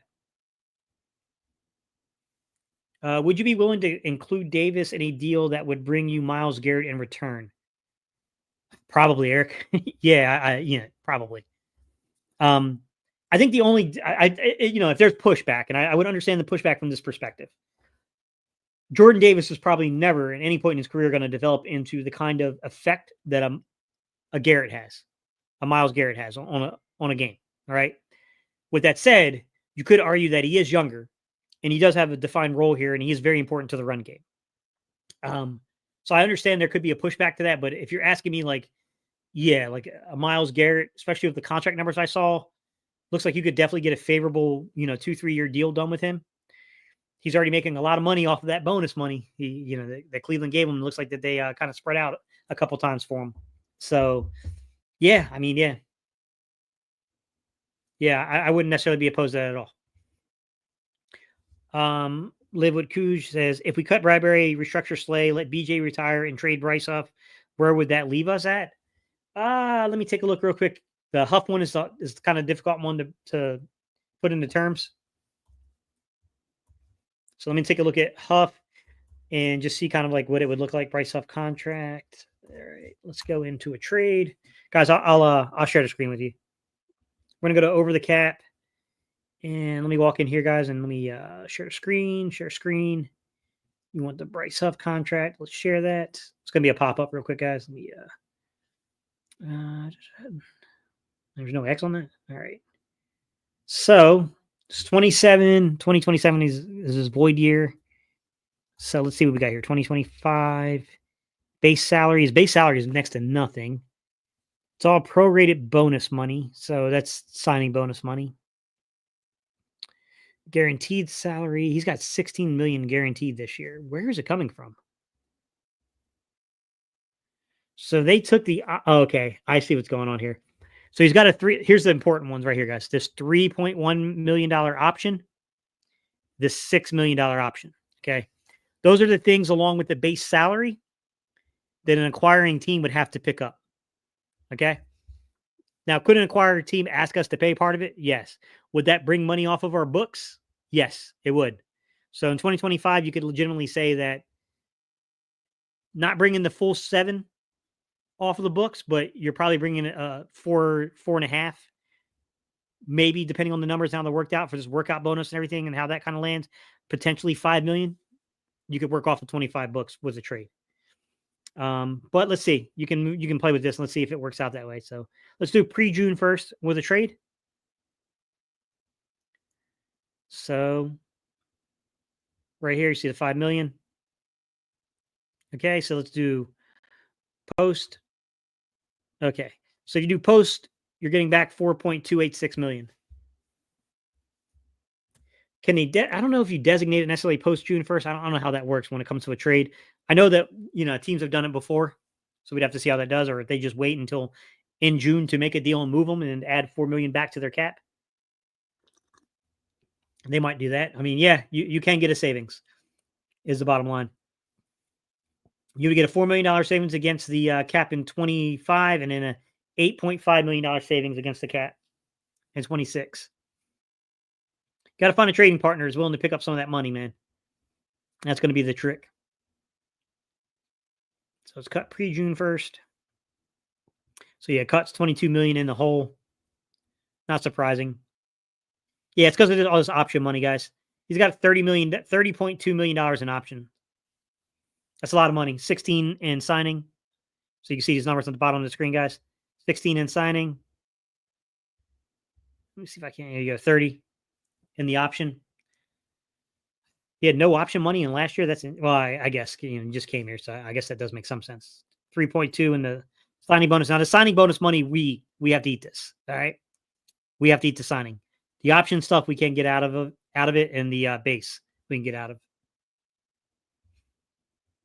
Hopefully that answers the question. Coach, is it just me, but this Super Bowl wasn't as rewarding as the first Super Bowl? You want so much more from this unit. Yeah, I mean, the game in itself wasn't rewarding. It just was a beatdown. Like, I couldn't even enjoy it. I was just sitting there looking at my wife going, like, I actually starting to feel bad for the Kansas City players. This is a beat down. Like, the only satisfying part of this one, Vincent, was to watch the walk back from the national media. The way the national media had to walk back those narratives was hilarious. But yeah, in terms of the viewership of the game, it was a massacre. it was definitely a massacre. There was no drama, nothing like that. Keep on investing. Can we get more D-line men like Jelix looks ready? Yeah, Jelix is probably going to have an increase in his role. Ajamo is going to have an increase in his role. I mean, you could just look at the way that they kind of played towards the tail end of the season and probably make a pretty safe bet that, projection there for that. Philly Tress says, man, I'm praying for your daughter. When I was a kid, I took Depakote for a long time. Thank you, Philly Trez. I appreciate it. Yeah, it was tough to watch it and yeah, it's a tough thing. I want Rodgers back. It seems like there's a chance he's coming back. KSF said, I had seizures when I was a kid too. I had to take neuro medication as well, but my condition passed after puberty. Yeah, that's what they're hoping for too. KSF is that this particular, the focal seizures, that by the time she hits 3 years old, that it would no longer wouldn't even be necessary to even manage it by medication. She also, the other thing she has are myoclonic jerks. I think I'm saying that correctly, guys. I don't know. Like I said, I'm not a doctor. Myoclonic jerks, which is, I from what I can understand, what they told me, happens with a lot of babies. They tend to grow out of that as they keep getting bigger. It's like you're basically just overloading the central nervous system at the time. But they tend to kind of, like, as they get bigger and as they, they grow and develop, they tend to grow out of that. So, yep. Yeah, Philly Trez, I think that's it. That looks right. That looks right. It's something like that. Yeah. I had the bottle in the back. I could probably go look. I could probably go grab it and look real quick. I say let Slay, BJ, Bradbury, Sweat, and Williams go. Bring Bond back. How he's going to end up as a Hall of Fame executive. Yeah, Sweet Chin Music. You probably got a point. I think he's definitely on a trajectory for that. I had an ultrasound yesterday for gut issues. It's pretty amazing how medical tech and minimal invasive procedures have improved in the last 15 years. The next 15 will be even more. Yeah, it's very true, Mad D. Even I had to have like a gallbladder. Like I had an ultrasound done once before for like a gallbladder issue. And I remember family members when they had to have their gallbladder removed, like it was like a pretty serious surgery. When I had mine taken out, it was like nothing. Like, I mean, my insides felt like they were rubber band, and it took me a couple weeks to like be able to walk again, like fully stand up upright. It feels like you're being pulled on with that surgery a little bit. But to do that, um, but like it was minimally invasive in terms of the surgery. It wasn't like it was nowhere near like what my uncle and some of the other people I knew in my family that went through that. My mom actually had hers taken out. Like, yeah, nothing like that. This is why I love this content. Appreciate you, buddy. Coach, your thoughts on defensive tackle Walter Nolan of Ole Miss? I actually got a note written down on him, James Gatling. So you'll be happy to find out that he is definitely one of the guys who is on my notes to take a look at in terms of. I don't know if you can see. It's kind of focused in there, but I don't know if you can see the notes on there. But look over where you see the notes. You'll see Walter Nolan written down. He's one of the guys I'm looking at currently. I think he's one of those guys where you're looking at having a weak side defensive tackle. So if you're looking at potentially getting someone to pair with Moro Ojamo, yeah, I like the potential here, right? I mean, 6'3", 290-ish, 295-ish. Standard arm reach, 33.5-inch arm reach. Not necessarily lengthy, but not short in the arm reach either, right? Interesting guy. I have a couple of them. I like the young man that played with Quinion from Toledo, Darius Alexander. He's caught my attention a little bit too. He's a guy that I was like, I want to take a look at this guy. I think he's going to be decent. Mike Green, the edge from Marshall, caught my attention a little bit. Mike Green's the young man that led FBS in sacks. He's definitely kind of one of these guys that, as a pass rush specialist, I think he's got a little. He's rated highly as a run. If you go on PFF, they're going to rate him pretty highly in the run game. I still think in terms of like judging him as from a coaching perspective, in terms of hand usage and things like that, he's got a little development there that needs to occur. But I think that young man could step in right away and give you a rotational edge rusher. Like I definitely think he could have an impact on you. So yeah, there's a few guys that have kind of crossed my screen so far that I'm like, And yes, he is one of them, sir. Walter Nolan is definitely one of them.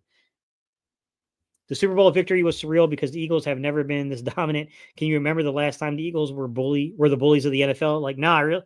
Like, I thought there were some teams that were, if we could have stayed healthy along the offensive line and like kept Randall upright, we had some really good defenses back in the day, but we failed to do it.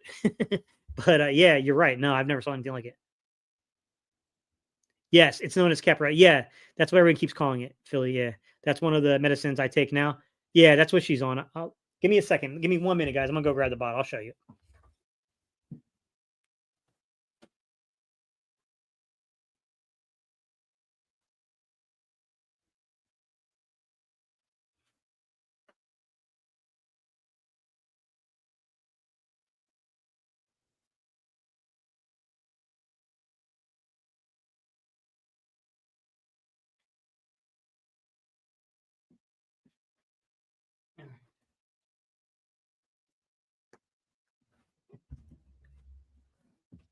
All right, so I don't know if you can see that. It's a freaking mouthful. Levetta terracetum.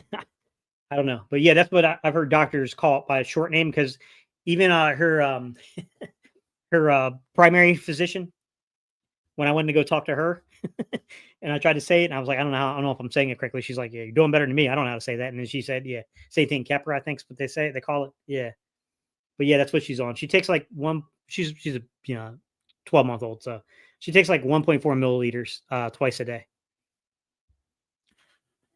I'm hearing the team is high on Young at defensive tackle. Huh.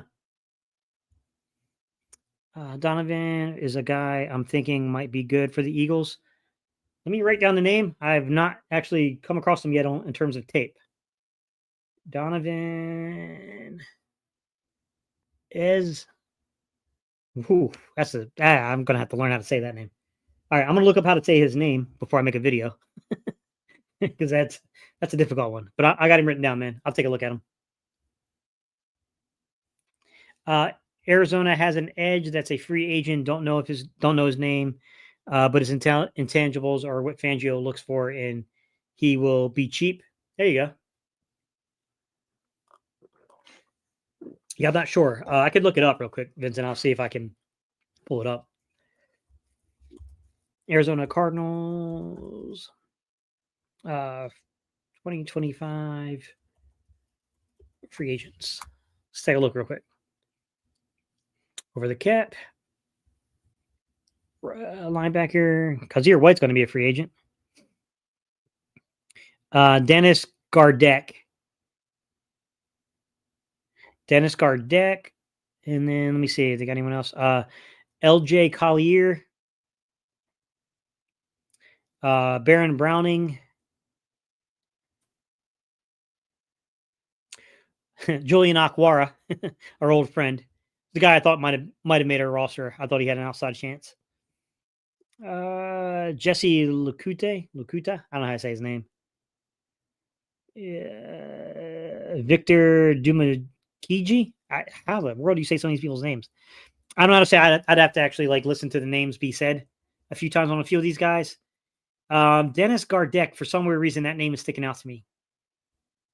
Dennis Gardeck. Undersized guy. Came out of Sioux Falls. He's got 7 years accrued, so he's lasted in the league for a while. Huh. I know his name for whatever reason. I don't know why.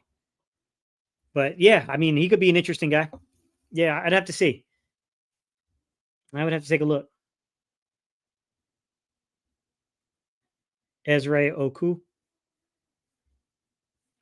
I won Mike Green's card on NCAA football last night. Hey, there you go. Coach got in later. We'll watch this replay. Hey, thank you. Appreciate it. I really like this guard from Alabama, Tyler Booker. If Statland gets his hands on this kid, he's gonna dominate. Unspoken, thank you. Exactly. That's who caught my eye too, man.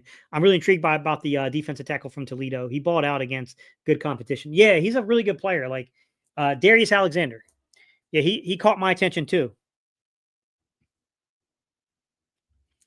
Yes, sir. Philly Trez. He is a free agent. Yeah, he's a guy I would not be opposed to bringing back.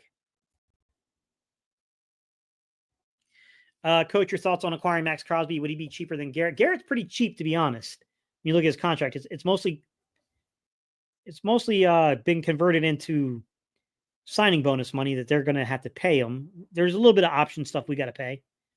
Let me see Max Crosby. Max Crosby contract. All right, guys, give me a minute. I'll share the screen. Let's see. 28. So they're similar in age. Let me see what we got here. Present, share screen. We want to do Max Crosby's contract. Let's share that. All right, guys. So base salary last year was 24.5. That's a lot of base. Ooh. Yeah, Crosby would be hard, man, because they'd be passing on $22 million to us. You'd have to find a way of getting him here. Because Howie's not going to pay 22 in base and 18.8 in base. I'm not saying that he's not worth 22 million or 18 million, guys, but no, Max Crosby's contract is definitely more expensive for the Eagles in terms of out of Crosby and out of Myles Garrett. Myles Garrett's much more affordable, to be honest. Now here's the thing. I'll explain a little bit of how you can work this, because there's always a workaround. So if you have the cap space to get him here, so you trade for him, you bring him here.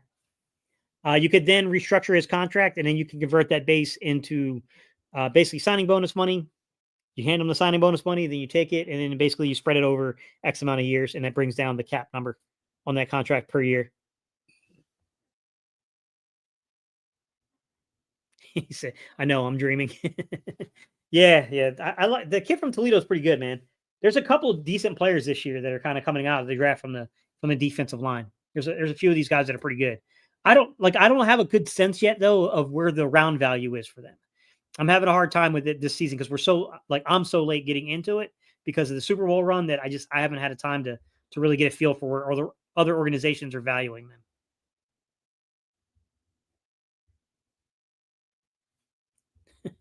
KSF said we should sign Cam Newton so he can fail as a starter and be hit back up to Jalen.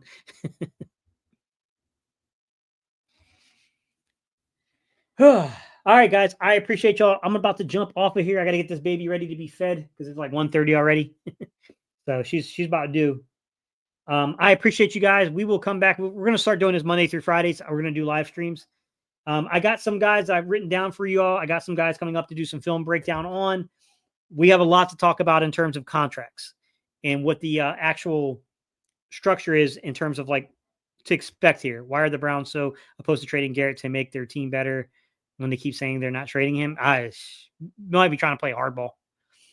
Garrett ran a 4.6 at the combine, but I don't know if he ran the cone drills. Can Garrett play a stand-up edge? His one elect was very high. He should easily learn the system. It's a fair question, Mr. Sandman. I would think so, but I don't know his lateral movement. Same thing. I don't know his lateral movement. We'd have to watch tape and see. I know I'm dreaming, but could you imagine what Myles Garrett uh, would teach Carter? Yeah, dude, that D line would give teams nightmares. We would all be, living the dream. They would be having nightmares.